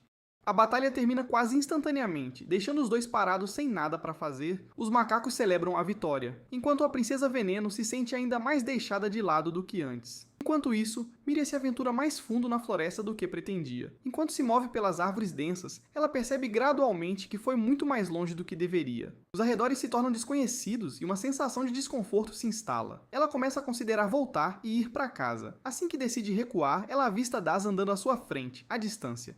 Aliviada, ela o chama e o segue, esperando alcançá-lo. No entanto, antes que possa alcançá-lo, ela de repente tropeça em uma criatura diferente de tudo que já viu. Sua presença é avassaladora, e ela congela de medo. Ao mesmo tempo, nosso herói está voltando para a caverna com a Princesa Veneno, pedindo desculpas por dar muita atenção aos macacos ultimamente. Ele explica que agora é tecnicamente o chefe deles, tem certas responsabilidades e não pode simplesmente ignorá-los. Mesmo assim, ele entende a frustração dela. Para fazê-la feliz, ele promete que a próxima caçada será só os dois, sem macacos por perto. Ao ouvir isso, a Princesa Veneno fica radiante de alegria. Ela pula nele e começa a lambê-lo animadamente, claramente satisfeita com a ideia de tê-lo só para ela. Enquanto aproveitam um momento, um grito alto ecoa pela floresta. A voz soa muito familiar para ele. Ele logo reconhece a voz de Miria e percebe que ela pode estar em perigo de novo. Sem hesitar, ele se afasta da Princesa Veneno e imediatamente começa a rolar na direção do grito. Ele diz para ela ficar onde está. No entanto, ela se recusa a deixá-lo ir sozinho e tenta rolar atrás dele. Infelizmente, sua habilidade de rolar é muito baixa. Ela perde o controle, bate em uma rocha e seu HP cai mais da metade. Ele para brevemente para verificar a condição dela, certificando-se de que ainda está viva. Embora preocupado, ele sabe que não pode perder tempo. Ele a assegura de que seus sentimentos não mudaram e que ele simplesmente precisa salvar Miria. Com isso, ele continua rolando em velocidade máxima em direção à origem do grito. Ao mesmo tempo, Miria está prestes a ser devorada por 3 lobos. Mas naquele exato momento, ele aparece bem a tempo e joga um deles direto no chão. Ele rapidamente se posiciona na frente de Miria, protegendo-a de qualquer ataque. A voz divina então lhe diz que essas criaturas são monstros de Rank D conhecidos como Mahawolf. Eles dependem do terceiro olho para transmitir informações visuais a outros membros da matilha próxima. Usando essa habilidade, eles coordenam-se perfeitamente, permitindo rastrear e caçar suas presas com precisão. Os lobos começam a se aproximar, prontos para devorá-la. À primeira vista, parecem monstros de rank D comuns. No entanto, após examinar seus atributos mais de perto, ele sente algo incomum. Há uma aura estranha os cercando, sugerindo que são muito mais fortes que lobos típicos desse rank. Naquele exato momento, os lobos lançam um ataque coordenado, mas ele responde liberando seu sopro de bebê, queimando um deles até as cinzas. Os 2 restantes tentam atacar pelos lados, em um ataque surpresa, mas ele rapidamente soca seus rostos, derrubando-os e terminando a luta. Ele então tenta se aproximar de Miria calmamente, mas como esperado, ela está aterrorizada ao vê-lo. Ela recua em direção a uma árvore, incerta de suas intenções. No entanto, após observar que ele não a está atacando e também lembrando como um dragão similar a salvou e seus companheiros, ela começa a ligar os pontos. Ela percebe que ele é o mesmo dragão que a resgatou antes. Juntando coragem, ela se levanta lentamente e tenta se comunicar com ele. Quando vê que ele não é hostil e está focado em protegê-la, ela começa a confiar nele. Naquele momento, eles formam um entendimento e se reconhecem silenciosamente como aliados. Mas mais lobos Mahá continuam a se aproximar, cercando-os cuidadosamente. Ele se posiciona na frente de Miria e diz para ela ficar atrás dele, confiando nele completamente agora. Ela rapidamente se move e sobe nas costas dele. Com ela segura no lugar, ele se prepara para romper o cerco e levá-la para a segurança enquanto os lobos se preparam para atacar. Enquanto isso, Marielle começa a notar que Miria está fora há muito mais tempo que o normal. A princípio, ela presume que a garota está por perto, mas depois de perguntar e verificar os locais habituais, ela fica inquieta. Ela se aproxima de Gregory e imediatamente começam a procurar na área juntos. Eles verificam os arredores da vila e os campos próximos, mas depois de procurar por um bom tempo sem encontrar nenhum rastro dela, a expressão de Marielle fica séria. Ela conclui que Miria deve ter voltado para a floresta novamente para procurar Das. Embora saiba o quão perigosa e tola é essa decisão, Marielle não consegue ignorá-la. Ela se importa demais com Miria para arriscar deixá-la sozinha em um lugar tão mortal. Ela diz firmemente a Gregory que vai entrar na floresta para procurá-la. Gregory oferece-se para ir junto, mas Marielle balança a cabeça e o instrui a ficar para trás, caso Miria de alguma forma retorne à vila sozinha. Ao mesmo tempo, o resto dos grupos de aventureiros finalmente chega. Eles se reúnem para ouvir o relatório de Yuno sobre o que aconteceu antes. Enquanto Yuno relata a caverna horrível, a pressão esmagadora que sentiram e o aparecimento do dragão da peste, a atmosfera fica tensa.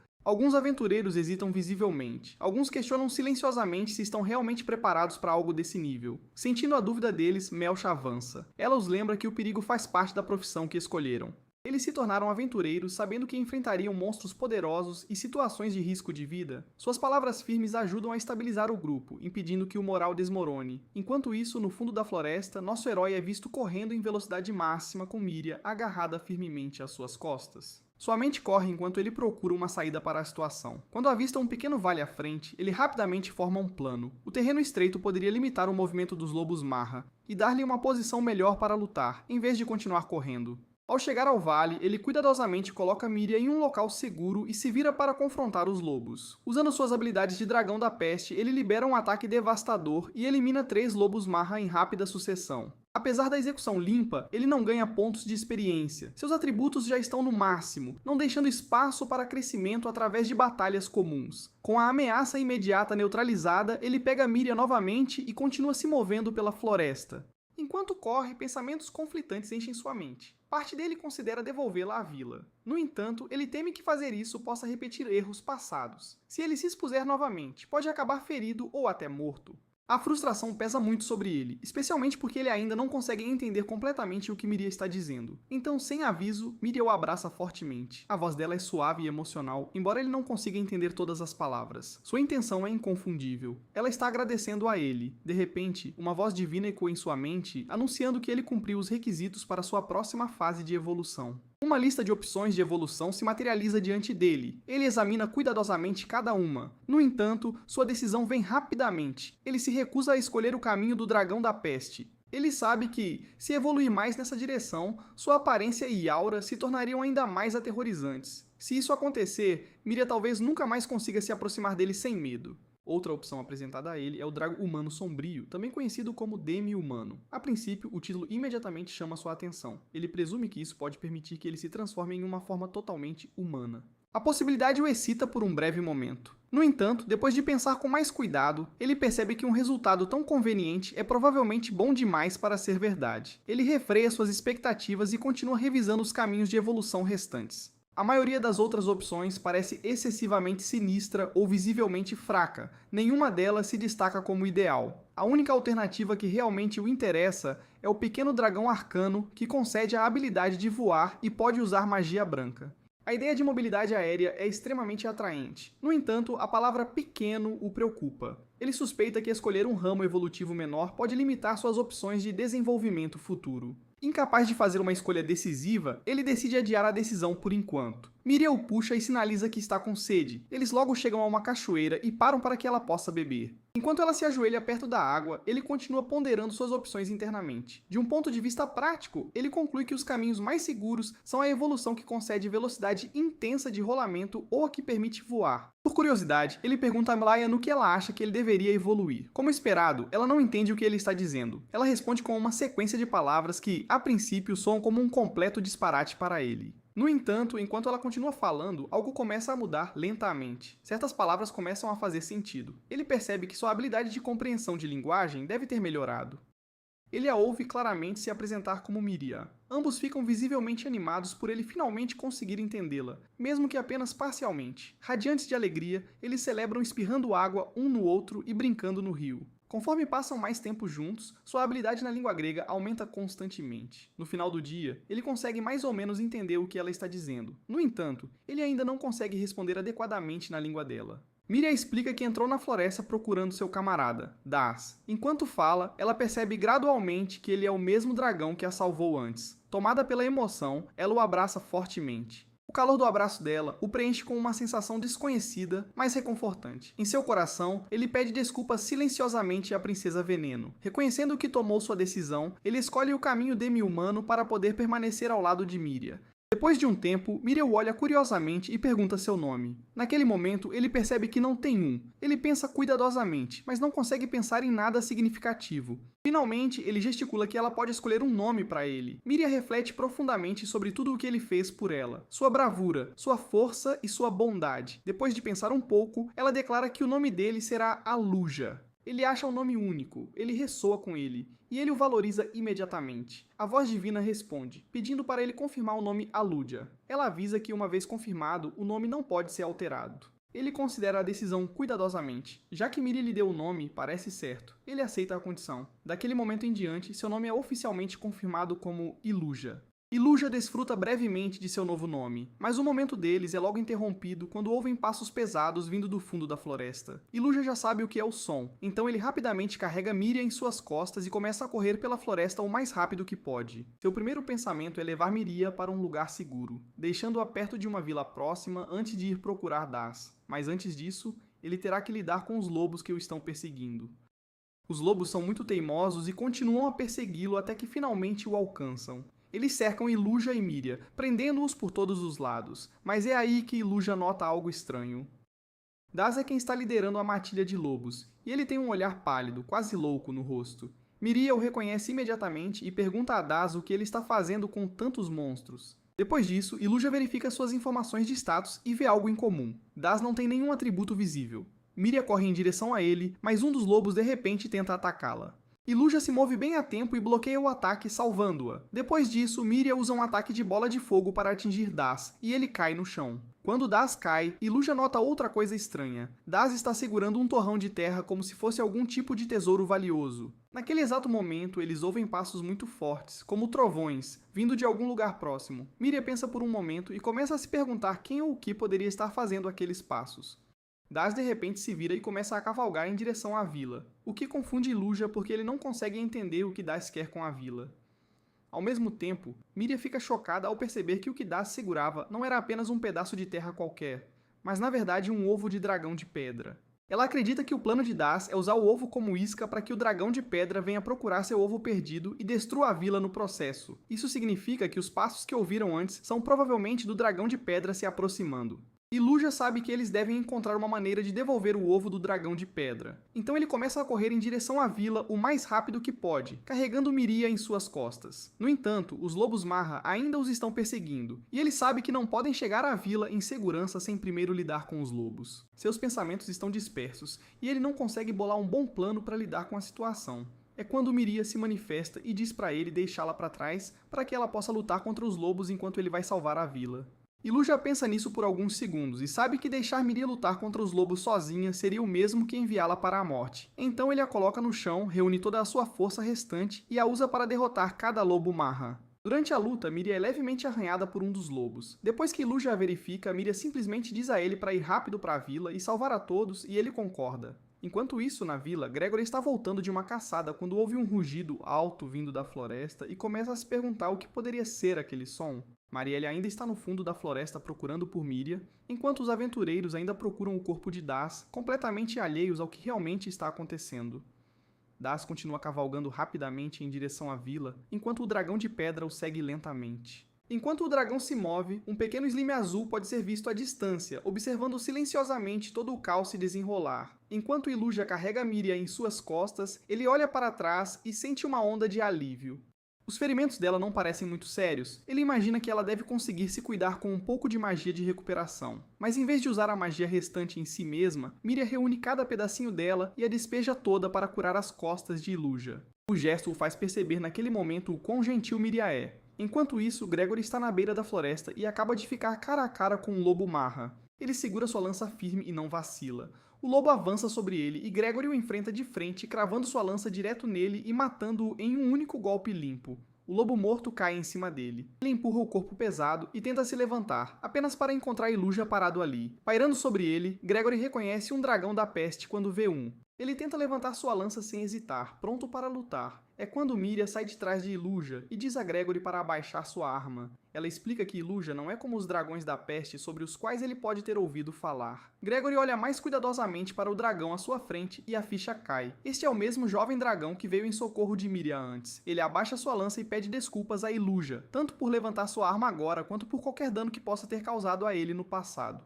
Iluja fica feliz em ver Gregory mudar de ideia. Miria então conta tudo a Gregory. Ela explica como Daz está planejando usar o ovo do dragão de pedra como isca para atrair o dragão de pedra diretamente para a vila deles. Gregory absorve cada palavra e entende imediatamente o quão perigosa é a situação. Ele se vira para Iluja e pergunta se pode subir. Iluja concorda. De volta à vila, Daz caminha pelos campos parecendo calmo. Os aldeões ficam chocados ao vê-lo vivo. Embora nenhum deles tenha ideia do que ele está tramando, o choque deles aumenta ainda mais quando Miria e Gregory chegam cavalgando nas costas de um dragão da peste. Os rugidos do dragão de pedra já estão ficando mais altos à distância.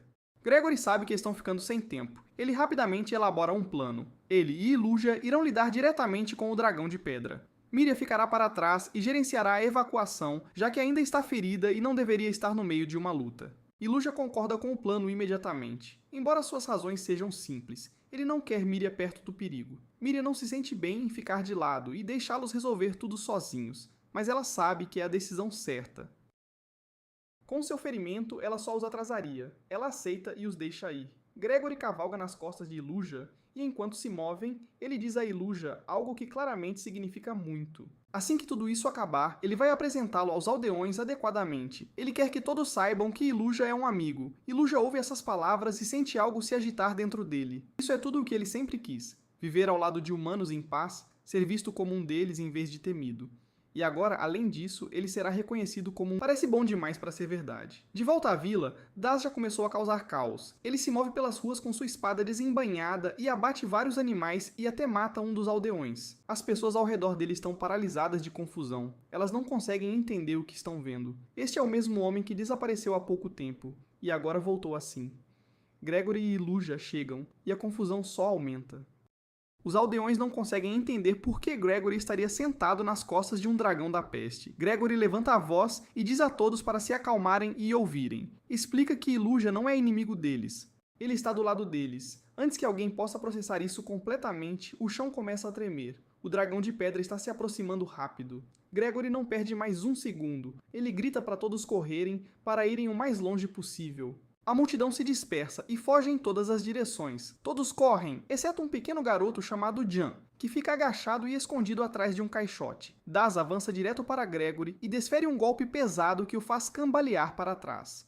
Iluja intervém e assume, dominando Daz com facilidade. Por um breve momento, Iluja tem uma chance clara de acabar com ele ali mesmo. Ele não a aproveita. Ele sabe que matar um humano, não importa o que esse humano tenha feito, o tornaria não diferente do monstro que todos já acreditam que ele seja. Ele se contém e nocauteia Daz. Gregory observa tudo isso e sente a última de suas dúvidas desaparecer. Iluja é exatamente quem Miria disse que ele era. Iluja volta sua atenção para o ovo. Ele precisa pegá-lo agora, antes que o dragão de pedra chegue, mas então Daz abre os olhos. Iluja o encara, inquieto. Ele começa a se perguntar se Daz é realmente humano. Ele checa seus atributos e algo não faz sentido. Daz está no mesmo nível dos lobos Marra. Isso não é normal para uma pessoa. Antes que Iluja possa pensar mais, Daz vê Dian atrás da caixa, o agarra e o puxa para a frente, com uma espada em sua garganta. Então, algo ainda mais estranho acontece. Daz abre a boca e um tentáculo de gosma dispara, lançando-o ao topo da torre d'água num instante. Iluja assiste sem acreditar. Os atributos anormais. E agora isso. Seja lá o que Daz for, ele não é só um homem. O dragão de pedra irrompe das árvores. Daz segura o ovo na beirada, pronto para esmagá-lo. Iluja se lança para frente o mais rápido que pode. No último segundo, Daz empurra Jan da torre. Iluja se vê diante de uma escolha impossível. Ele muda de direção e mergulha para pegar Jan antes que ele atinja o chão. Ele salva o garoto. E nesse mesmo instante, Daz se joga da torre e leva o ovo consigo, esmagando-o completamente no chão. O dragão de pedra vê o ovo destruído e perde todo o controle. Ele solta um rugido estrondoso e começa a pisotear o chão com uma fúria que abala tudo ao redor. Quando a poeira e os destroços finalmente baixam, Iluja conseguiu manter Jan seguro sob ele. Ele levanta a cabeça e olha para o dragão de pedra. Seu coração afunda. Este é o pior resultado possível, e ele sabe. A culpa recai totalmente sobre seus ombros. Se ele tivesse acabado com Dolls quando teve a chance, nada disso estaria acontecendo agora. Ele olha de relance para Dolls e para. O homem está ali, balançando os braços para cima e para baixo num ritmo estranho. Nesse momento, o dragão de pedra esmaga Dolls sob sua pata, matando-o instantaneamente. Iluja olha por um momento, mas ignora. Há problemas maiores à sua frente. Sua mente está decidida. Ele se vira para Gregory e diz para ele levar Jean e todos para um lugar seguro. Ele está ficando para enfrentar o dragão de pedra sozinho. Gregory leva Jean sem discutir, mas antes de ir, ele olha Iluja nos olhos e diz que morrer não é uma opção. Iluja o ouve, vira-se para enfrentar o dragão de pedra e o avalia. É mais forte do que qualquer coisa que já enfrentou. Isso é claro só de olhar, mas ir embora não é algo que ele esteja disposto a fazer. Mesmo que não possa vencer, ele pode ganhar tempo suficiente para todos escaparem. Essa é uma razão para lutar. Iluja avança e lança tudo o que tem contra ele, cada habilidade, cada poder, cada pedacinho de força que consegue reunir. Nada disso faz uma diferença significativa. O dragão de pedra mal reage. Os golpes que Iluja recebe em troca são pesados e se acumulam rapidamente. O dragão de pedra paira sobre ele, pronto para desferir o golpe final. E é quando Gregory volta avançando com um grupo de aventureiros logo atrás dele. Eles se jogam na luta e ficam ao lado de Iluja. Por um momento parece estar funcionando. O esforço combinado consegue perfurar um dos olhos do dragão, e a maré parece estar mudando, mas não dura. O dragão de pedra avança e os domina a todos com um ataque poderoso. Um por um, os aventureiros são derrotados, muito feridos e exaustos para continuar, e Iluja fica ali tentando descobrir o que fazer em seguida. Então, a voz divina se manifesta. Ela anuncia que atingiu o nível 4 e o aconselha a fugir. Saia agora e sobreviva. A voz lhe diz claramente que o observou o tempo todo e já sabe que ele não vai ouvir. Mas diz mesmo assim. Iluja manda calar a boca. Nada do que ela está dizendo é realmente útil. Ele pensa rápido e intensamente. A melhor chance real que ele tem é evoluir para uma nova forma. O problema é que ele não sabe qual forma lhe dá a melhor chance. O sistema intervém e apresenta as possibilidades uma a uma. Se ele evoluir para um pequeno dragão Ark, suas chances de vitória são de apenas 4%. Se evoluir para Jormungand, a probabilidade de terminar a batalha em empate sobe para 98%. Mas quando a luta terminasse, a vila ainda estaria em ruínas. Iluja rejeita ambas as escolhas. Qual seria o sentido de sobreviver ou forçar um empate se todos na vila acabarem mortos de qualquer jeito? Se ele evoluir para um dragão rolante, sua chance de vitória é menor que 1%, mas suas chances de escapar com sucesso excedem 99%. Ele solta um rugido longo e desesperado. Sua frustração jorrando de uma vez. Cada caminho que o sistema lhe mostra leva a um lugar que ele não está disposto a ir. Então ele fica sem saber para onde virá. Enquanto isso, os aventureiros na floresta ouvem um barulho alto vindo da vila. O som é forte o suficiente para fazê-los parar e ouvir. Eles rapidamente percebem que algo sério está acontecendo na vila, então decidem que devem voltar correndo para ver o que está havendo. Ao mesmo tempo, Miriam e Mariel estão liderando os aldeões, enquanto eles evacuam para uma área mais segura. Observando o grupo, Miriam aponta que alguns aldeões ainda estão desaparecidos e não chegaram. Nesse instante, Jean finalmente aparece. Ele está sendo carregado nas costas de outro aldeão. Um olhar para ele deixa claro que está gravemente ferido. Os aldeões que acabaram de chegar rapidamente explicam a situação a Miriam. Eles dizem a ela que Gregory ainda está no cemitério da vila e continua a lutar contra o dragão de pedra sozinho. Quando Marielle ouve isso, ela imediatamente decide que vai voltar à vila para ajudá-lo a lutar. Marielle então diz a Miriam para ficar onde está e continuar ajudando os aldeões feridos. Ela acredita que as habilidades de cura de Miriam serão mais úteis aqui. No entanto, Miriam se recusa a ficar para trás. Ela explica que já ajudou todos que consegue ouvir, e está certa de que também haverá feridos na vila que precisarão de sua ajuda. Ela também aponta que pode haver feridos na floresta. Então, faria sentido ela ir junto. Marielle percebe que Miriam está certa. Após pensar por um momento, ela concorda e permite que Miriam vá com ela. Enquanto isso, Iluxa ainda enfrenta uma decisão muito difícil. Ele está tentando decidir qual caminho de evolução deve escolher. Ele pensa que, se evoluir para o pequeno dragão Ark, ganhará magia de recuperação que poderia ajudar a curar seus aliados. No entanto, assim que ele considera essa opção, a voz divina fala com ele novamente. Ela o informa que, se ele escolher essa evolução, suas chances de derrotar o dragão de pedra serão menores que 4%. Ela também diz que, se ele fizer essa escolha, suas chances de salvar todos os seus aliados feridos cairão para menos de 1%. Ouvir esses números deixa Iluja extremamente frustrado. Ele de repente rola para frente e arremessa seu corpo contra o dragão de pedra, atingindo-o forte na cabeça. Depois disso, ele rapidamente pula para Gregory para checá-lo. A situação é pior do que esperava. Gregory está preso entre duas grandes rochas e sangrando muito. Vendo isso, Iluja finalmente se decide. Ele decide que vai evoluir para o pequeno dragão Ark para poder usar magia de recuperação e curar Gregory. Mas antes que possa fazer isso, Gregory de repente o impede. Gregory diz a Iluja para não se preocupar com ele. Ele lembra Iluja que ele é um dragão da peste, e por causa disso, não tem nenhuma razão real para ajudar humanos. No entanto, Gregory diz que há uma coisa de que ele tem certeza. Iluja ainda não está usando seu verdadeiro poder. Gregory então explica que dragões da peste ficam mais fortes consumindo poder e ganhando força com isso. Por causa disso, ele diz a Iluja que a melhor coisa que ele pode fazer agora é comê-lo. Quando Iluja ouve isso, ele imediatamente tenta explicar que Gregory está errado. Ele lhe diz que dragões da peste não ficam mais fortes dessa forma. Em vez disso, a maior parte de sua força vem de evoluir para formas mais fortes. Depois de pensar nas palavras de Gregory por um tempo, Iluja começa a perceber que Gregory pode estar certo. Ele se lembra de que não há opção de dragão da peste em sua árvore de evolução. Um dos requisitos para essa evolução é matar um humano. Isso de repente faz as sugestões de Gregory começarem a fazer sentido. Gregory olha para Iluja e calmamente lhe diz algo importante. Mesmo que Iluja o mate, isso não significa que ele se tornará um monstro. Ele o manda olhar para tudo o que já fez. Ele ajudou pessoas e protegeu a vila muitas vezes. Gregory também o lembra que Iluja agora tem a chance de salvar a vila inteira. Por causa disso, Gregory não quer ser a pessoa que atrapalha essa chance. Gregory então gentilmente coloca a garra de Iluja contra seu próprio pescoço. Iluja hesita e se sente profundamente relutante em fazê-lo. No entanto, ele também entende a realidade da situação. Se ele recusar, o dragão de pedra destruirá a vila e todos nela. Percebendo que não há outra escolha, Iluja usa sua garra e decapita Gregory. Logo depois disso, a voz divina fala novamente. Ela anuncia que Iluja subiu de nível e que a evolução Dragão da Peste agora está disponível como uma de suas opções. Iluja não hesita nem por um momento, ele imediatamente escolhe evoluir para o Dragão da Peste. Seu corpo começa a mudar e mutar. Sua forma se torna maior, mais larga e muito mais musculosa do que antes. Quando a transformação termina, Iluja aterrissa firmemente no chão. Nesse momento, ele faz uma promessa a si mesmo. Ele protegerá esta vila custe o que custar. Usando o poder que o sacrifício de Gregory lhe deu, Iluja rapidamente começa a lutar contra o dragão de pedra novamente. A princípio, os dois dragões se empurram com toda a força. No entanto, Iluja logo percebe que o dragão de pedra é muito mais pesado do que esperava. Por causa disso, ele rapidamente muda seu plano. Em vez de lutar diretamente, ele voa para o ar e começa a circular ao redor dele. Ele está confiante de que essa estratégia o ajudará a derrotar o dragão de pedra de uma vez por todas. Enquanto isso, Miriam e Mariel finalmente chegam de volta à vila. Elas começam a procurar o lugar onde a batalha com o dragão de pedra está acontecendo. No entanto, não conseguem ver nenhum sinal da luta. Nesse instante, um dos aldeões, chamado Oris, vem em direção a elas. Seu rosto claramente mostra choque profundo e trauma pelo que testemunhou. Sem dizer muito, ele as leva ao corpo de Gregory e lhes mostra o cadáver. Oris lhes diz que Iluja foi quem matou Gregory. Quando Miriam ouve isso, ela fica completamente chocada. Ela não consegue acreditar, porque o Iluja que ela conhece nunca pareceu uma criatura violenta. Oris continua explicando que depois de matar Gregory, Iluja de repente cresceu muito.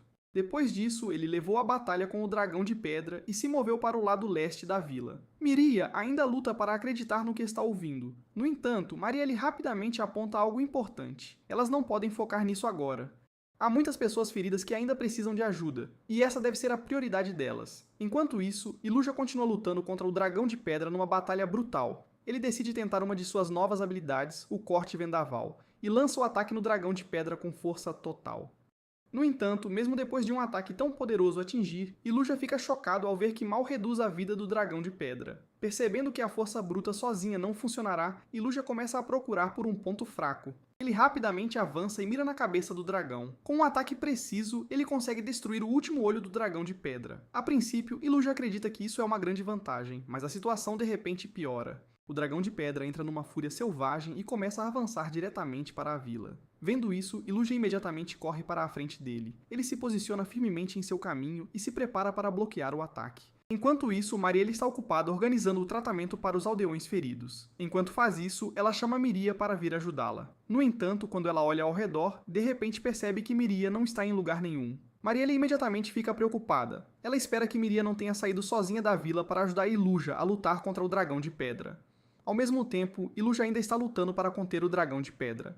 Os dois continuam se empurrando com toda a força. No entanto, logo fica claro que Iluja está sendo lentamente dominado. Enquanto luta, ele de repente se lembra de uma de suas habilidades chamada Pó de Escama de Dragão. Essa habilidade libera um pó venenoso de seu corpo. Quando o pó se espalha pelo ar e atinge o dragão de pedra, Iluja fica surpreso ao ver que o veneno realmente o afeta. Enquanto continua observando o dragão de pedra, Iluja percebe algo importante. O pescoço do dragão é muito mais fino que o resto de seu corpo grande. Com isso, ele supõe que o pescoço pode ser seu ponto fraco. Ele rapidamente muda sua estratégia e começa a atacar o pescoço o mais rápido que pode. Ele lança uma série de golpes rápidos, atingindo a mesma área repetidamente. Então ele ativa uma de suas habilidades especiais, chamada Quebra-Pescoço. A habilidade destaca o ponto fraco exato no corpo do inimigo. Assim que o ponto fraco aparece, Iluja reúne toda a sua força e desfere um ataque poderoso. O dragão de pedra finalmente desaba no chão, derrotado. Logo após a batalha terminar, Iluja cai no chão também. Seu corpo está completamente exausto da luta. Nesse momento, a voz divina anuncia que ele ganhou 384 pontos de experiência e que subiu do nível 1 para o nível 19 por derrotar o dragão de pedra.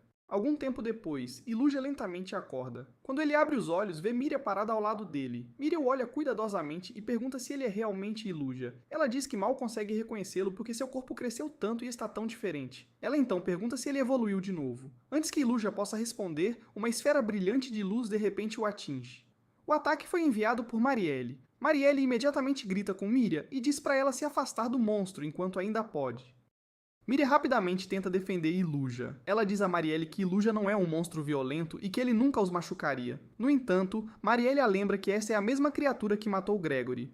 Mesmo depois de ouvir isso, Miria se recusa para acreditar que Iluja faria algo assim sem uma razão. Ela insiste que deve ter havido alguma razão importante por trás de suas ações. De repente, o pó de escama de dragão de Iluja começa a jorrar de seu corpo novamente. O pó venenoso lentamente se espalha pelo ar e começa a flutuar em direção a Miria. Quando Iluja vê isso acontecer, ele finalmente aceita uma verdade dolorosa.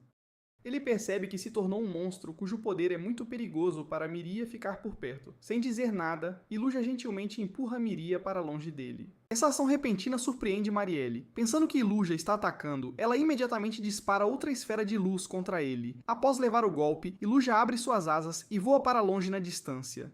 Antes de partir, ele silenciosamente se despede de Miria. Marielle rapidamente se move para o lado de Miria e começa a curá-la do veneno que se espalhava no ar. Mesmo depois de o veneno ser removido, Miria permanece em choque profundo. Ela não consegue entender por que Iluja agiria assim de repente. Mais tarde, longe da vila, Iluja olha seu reflexo numa poça d'água. Enquanto examina seu novo corpo, ele se sente impressionado com o quão poderosa e musculosa sua nova forma parece.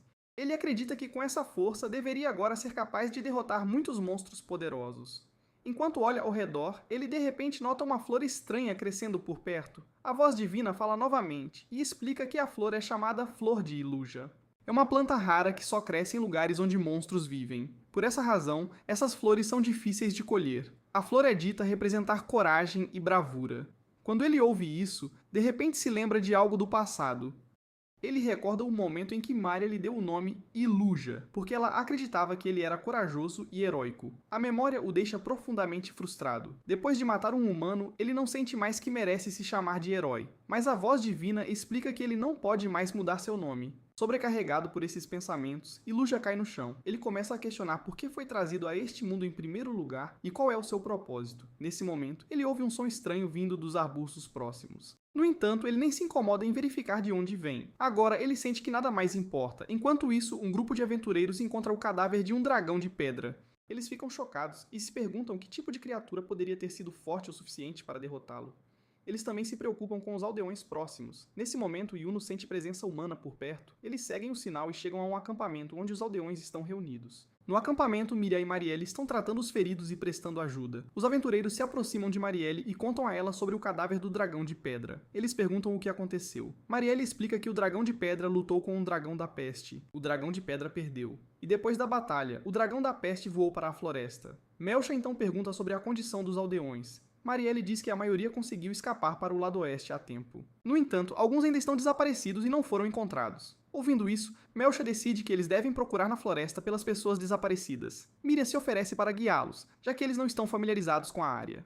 Com isso, todos seguem para a floresta para começar a busca. Ao mesmo tempo, Iluja acorda e encontra a Princesa Veneno deitada em cima dele. Ele fica surpreso que ela ainda o reconheça em sua forma atual. Ele pede desculpas por ter fugido e a deixado para trás antes. Ele promete que não a deixará novamente. A Princesa Veneno não guarda rancor e aceita seu pedido de desculpas. No entanto, Iluja sabe que a situação não é tão simples. Ele se tornou um dragão que os humanos temem. Ele também matou Gregory, o que significa que não pode retornar à sociedade humana. Ao mesmo tempo, ele percebe que não pode ficar com a Princesa Veneno ou os orangotangos. Seu pó de escama de dragão poderia machucá-los. Por causa disso, ele decide que vai deixar a floresta completamente. Antes de partir, há uma coisa que ele quer entender. Ele quer saber como Dawes conseguiu se transformar naquela forma.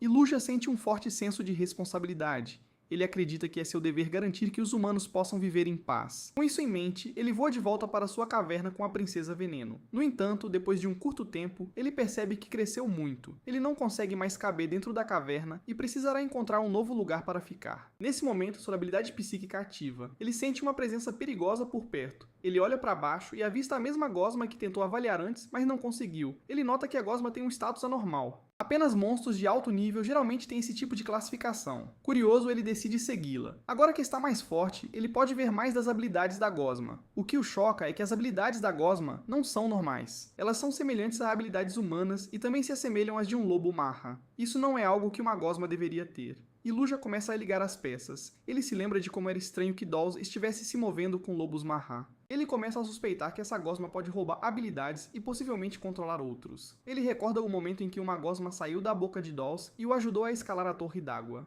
Isso confirma sua suspeita. Essa gosma deve ter estado envolvida. Ele conclui que a gosma é provavelmente a mente por trás de tudo. E Luja decide que não pode deixar uma criatura tão perigosa viva. Querendo proteger os aliados, ele se joga para atacar. Pouco antes do golpe, o slime solta uma fumaça laranja que bloqueia sua visão. Quando a fumaça some, Luja vê duas crianças à sua frente, tremendo de medo. Isso o confunde, pois não estavam ali há um instante. De repente é atacado por um tentáculo de slime vindo do braço de uma das crianças. As duas se fundem e se transformam numa criatura de slime sinistra. Ele fala e diz que lembra de Luja de antes de virar um dragão da peste, e Luja, confuso, tenta entender o que é. A Princesa Veneno ataca de surpresa e acerta o Slime, mas a criatura se regenera quase instantaneamente. E Luja admite que a regeneração é impressionante. Ele supõe que o Slime roubou muitas habilidades de recuperação de outros monstros. O Slime então fala de novo, diz que não há necessidade de lutar e sugere que se deixem. E Luja responde com raiva, mas o Slime não o entende. Em vez disso, supõe que ele está perguntando sobre um humano. Ele volta a ser as duas crianças e diz casualmente que tinham um bom gosto, embora suas habilidades não fossem muito úteis.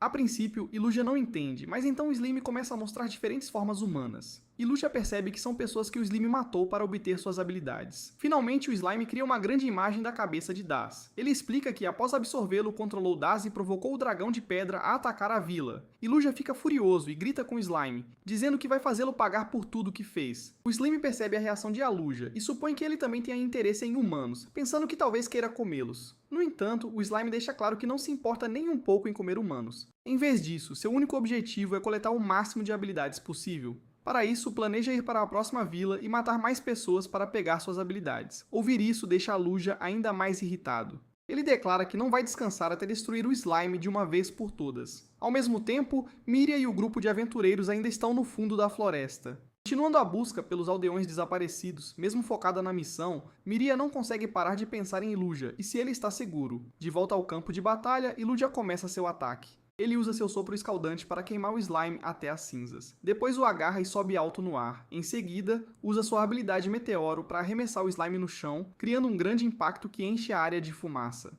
No entanto, quando a fumaça se dissipa, Luja fica chocado ao ver que o slime ainda está vivo. O que o surpreende ainda mais é que, em vez do slime reaparecer, uma Taranturuge surge em seu lugar. Enquanto isso, os aventureiros conseguem localizar 3 dos aldeões desaparecidos e começam a escoltá-los em segurança. Enquanto se movem, Marielle chama Miria e diz que vê-la assim lhe dá algum alívio. Ela admite que estava preocupada que Miria pudesse voltar a correr para a floresta, especialmente porque ela ainda parece confiar em Luja. Miria responde honestamente e diz que não sabe mais o que sentir. Acredita fortemente que o que aconteceu deve ter sido um mal-entendido, pois o Luja que ela conhece nunca agiria tão violentamente sem motivo. Mariel diz a ela para encarar a realidade. Ela lembra Miria que Luja matou Gregory e até tentou atacá-la. Mesmo assim, Miria admite que acredita que Luja deve ter tido algum motivo para o que fez. Por isso, ela quer encontrá-lo uma última vez e ouvir a verdade diretamente dele. Bruno intervém e avisa que humanos e monstros assim não podem coexistir. No entanto, Melcha se manifesta e diz a Mariel para deixar Miria fazer o que quiser. Ela sabe que Miria tentará encontrar Luja de qualquer jeito. Então é melhor que a acompanhem. Melcha sugere que ela e Yuno acompanhem Miria para manter as coisas sob controle. Ela também aponta que Mariel provavelmente gostaria de acompanhar os movimentos do dragão da peste. Então isso também ajudaria. Melcha promete que protegerá Miria com sua vida. Depois de pensar, Mariel concorda, mas avisa Miria para manter o controle de si mesma o tempo todo. De volta à luta, a Luja rapidamente percebe que a Taranturuge não é apenas um monstro normal. É na verdade o mesmo Slime, só que agora numa forma completamente diferente. O Slime fica irritado por a Luja conseguir danificá-lo e decide terminar a luta rapidamente. Ele lança com confiança vários golpes de chama em Iluja. No entanto, Iluja o surpreende desviando e bloqueando cada ataque. Ele então salta sobre o corpo aracnídeo e atinge diretamente o núcleo do Slime, cortando seu corpo principal. O Slime imediatamente implora por misericórdia, mas Iluja não hesita. Ele continua o ataque e o corta em pedaços até que esteja reduzido a fragmentos. Vendo o Slime em pedaços, Iluja acredita que a batalha finalmente acabou.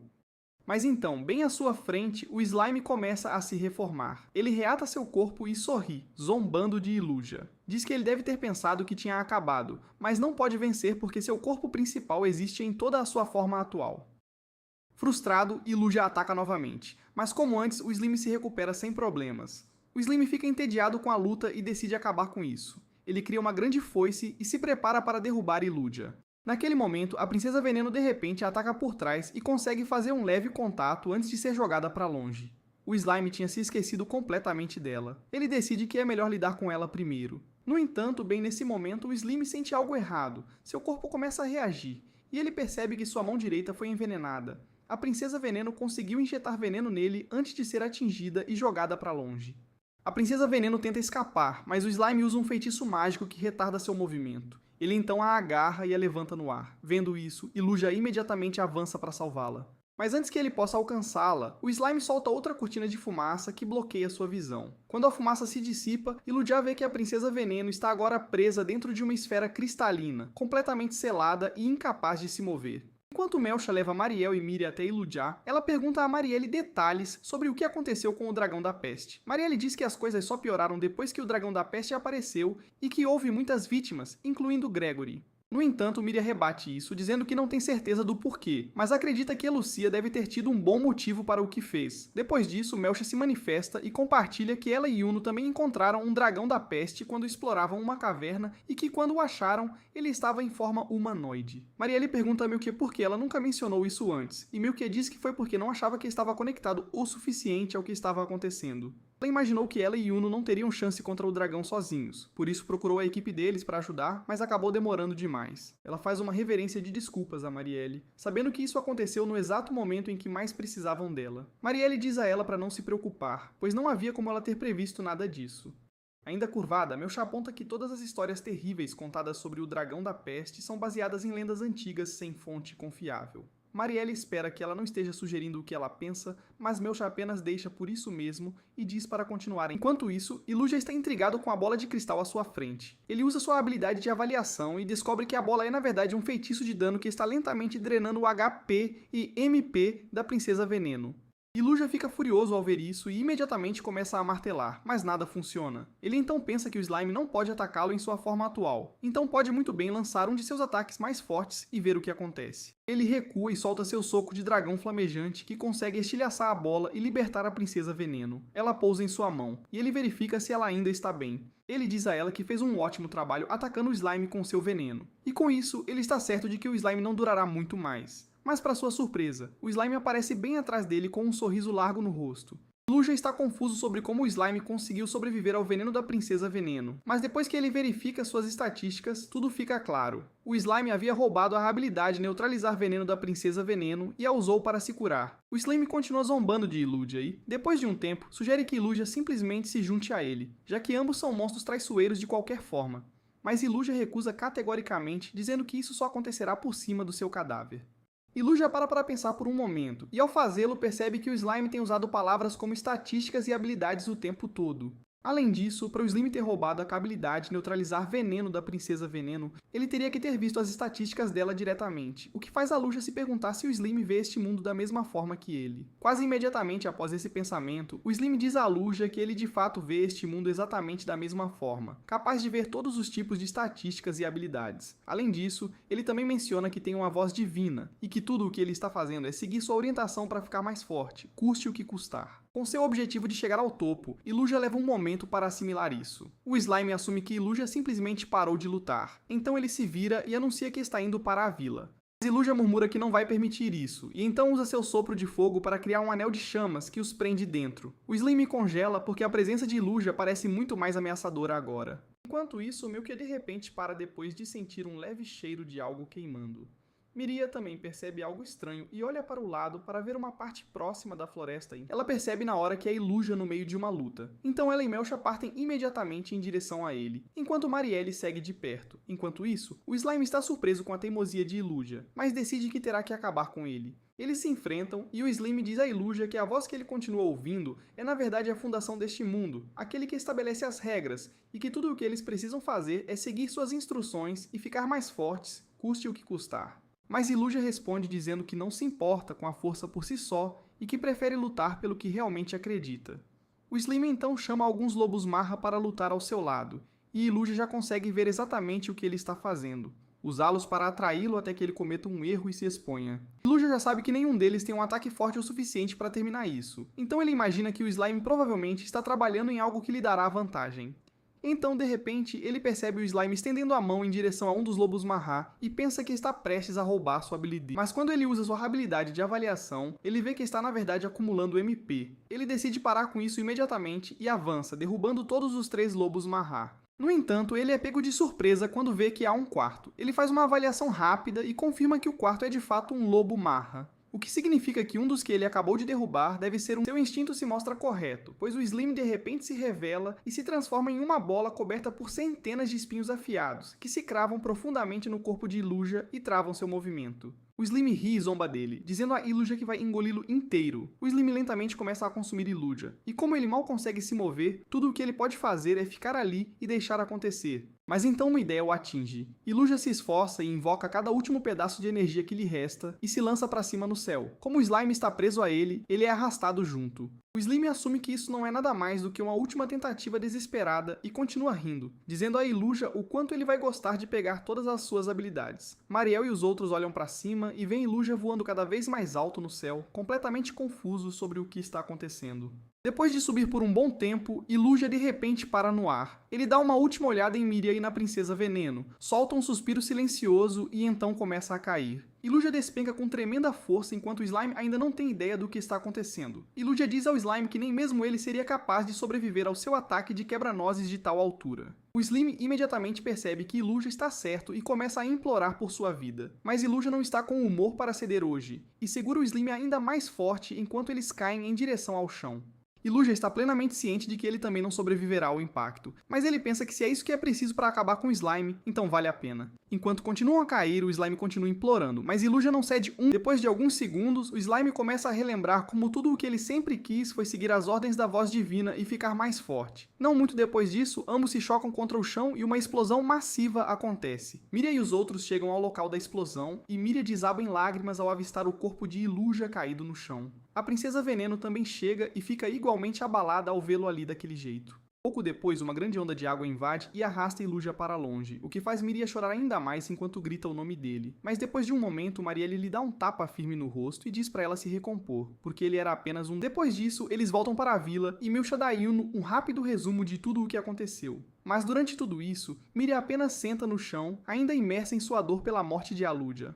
Ao mesmo tempo, Marielle tem a sensação de que depois de tudo o que aconteceu, Miria vai querer deixar a vila. Ela sempre foi do tipo aventureira que queria ver o mundo lá fora, e depois de perder Aluja, alguém com quem ela realmente se importava, Marielle sente que isso será o que finalmente a impulsionará a ir. De volta à caverna, a Princesa Veneno assumiu o comando e diz aos orangotangos que eles vão vigiar o lugar até que Iluja volte. Algum tempo se passa depois disso, e a próxima coisa que Iluja sabe é que ele está acordando em um lugar escuro. Ele lentamente começa a distinguir alguma luz depois de lutar um pouco e solta um suspiro, pensando que foi reencarnado novamente. Mas quando ele finalmente sai, ele tropeça em algo que não esperava de forma alguma. Ele tenta chamar Miria e a Princesa Veneno, mas em vez disso se encontra em uma vasta e vazia extensão de areia, cercado por um corpo de água ainda maior nos lados opostos. Ele é deixado ali se perguntando como chegou lá e o que fazer em seguida. Este foi o fim. Inscreva-se para não perder mais resumos e assista ao próximo vídeo na tela.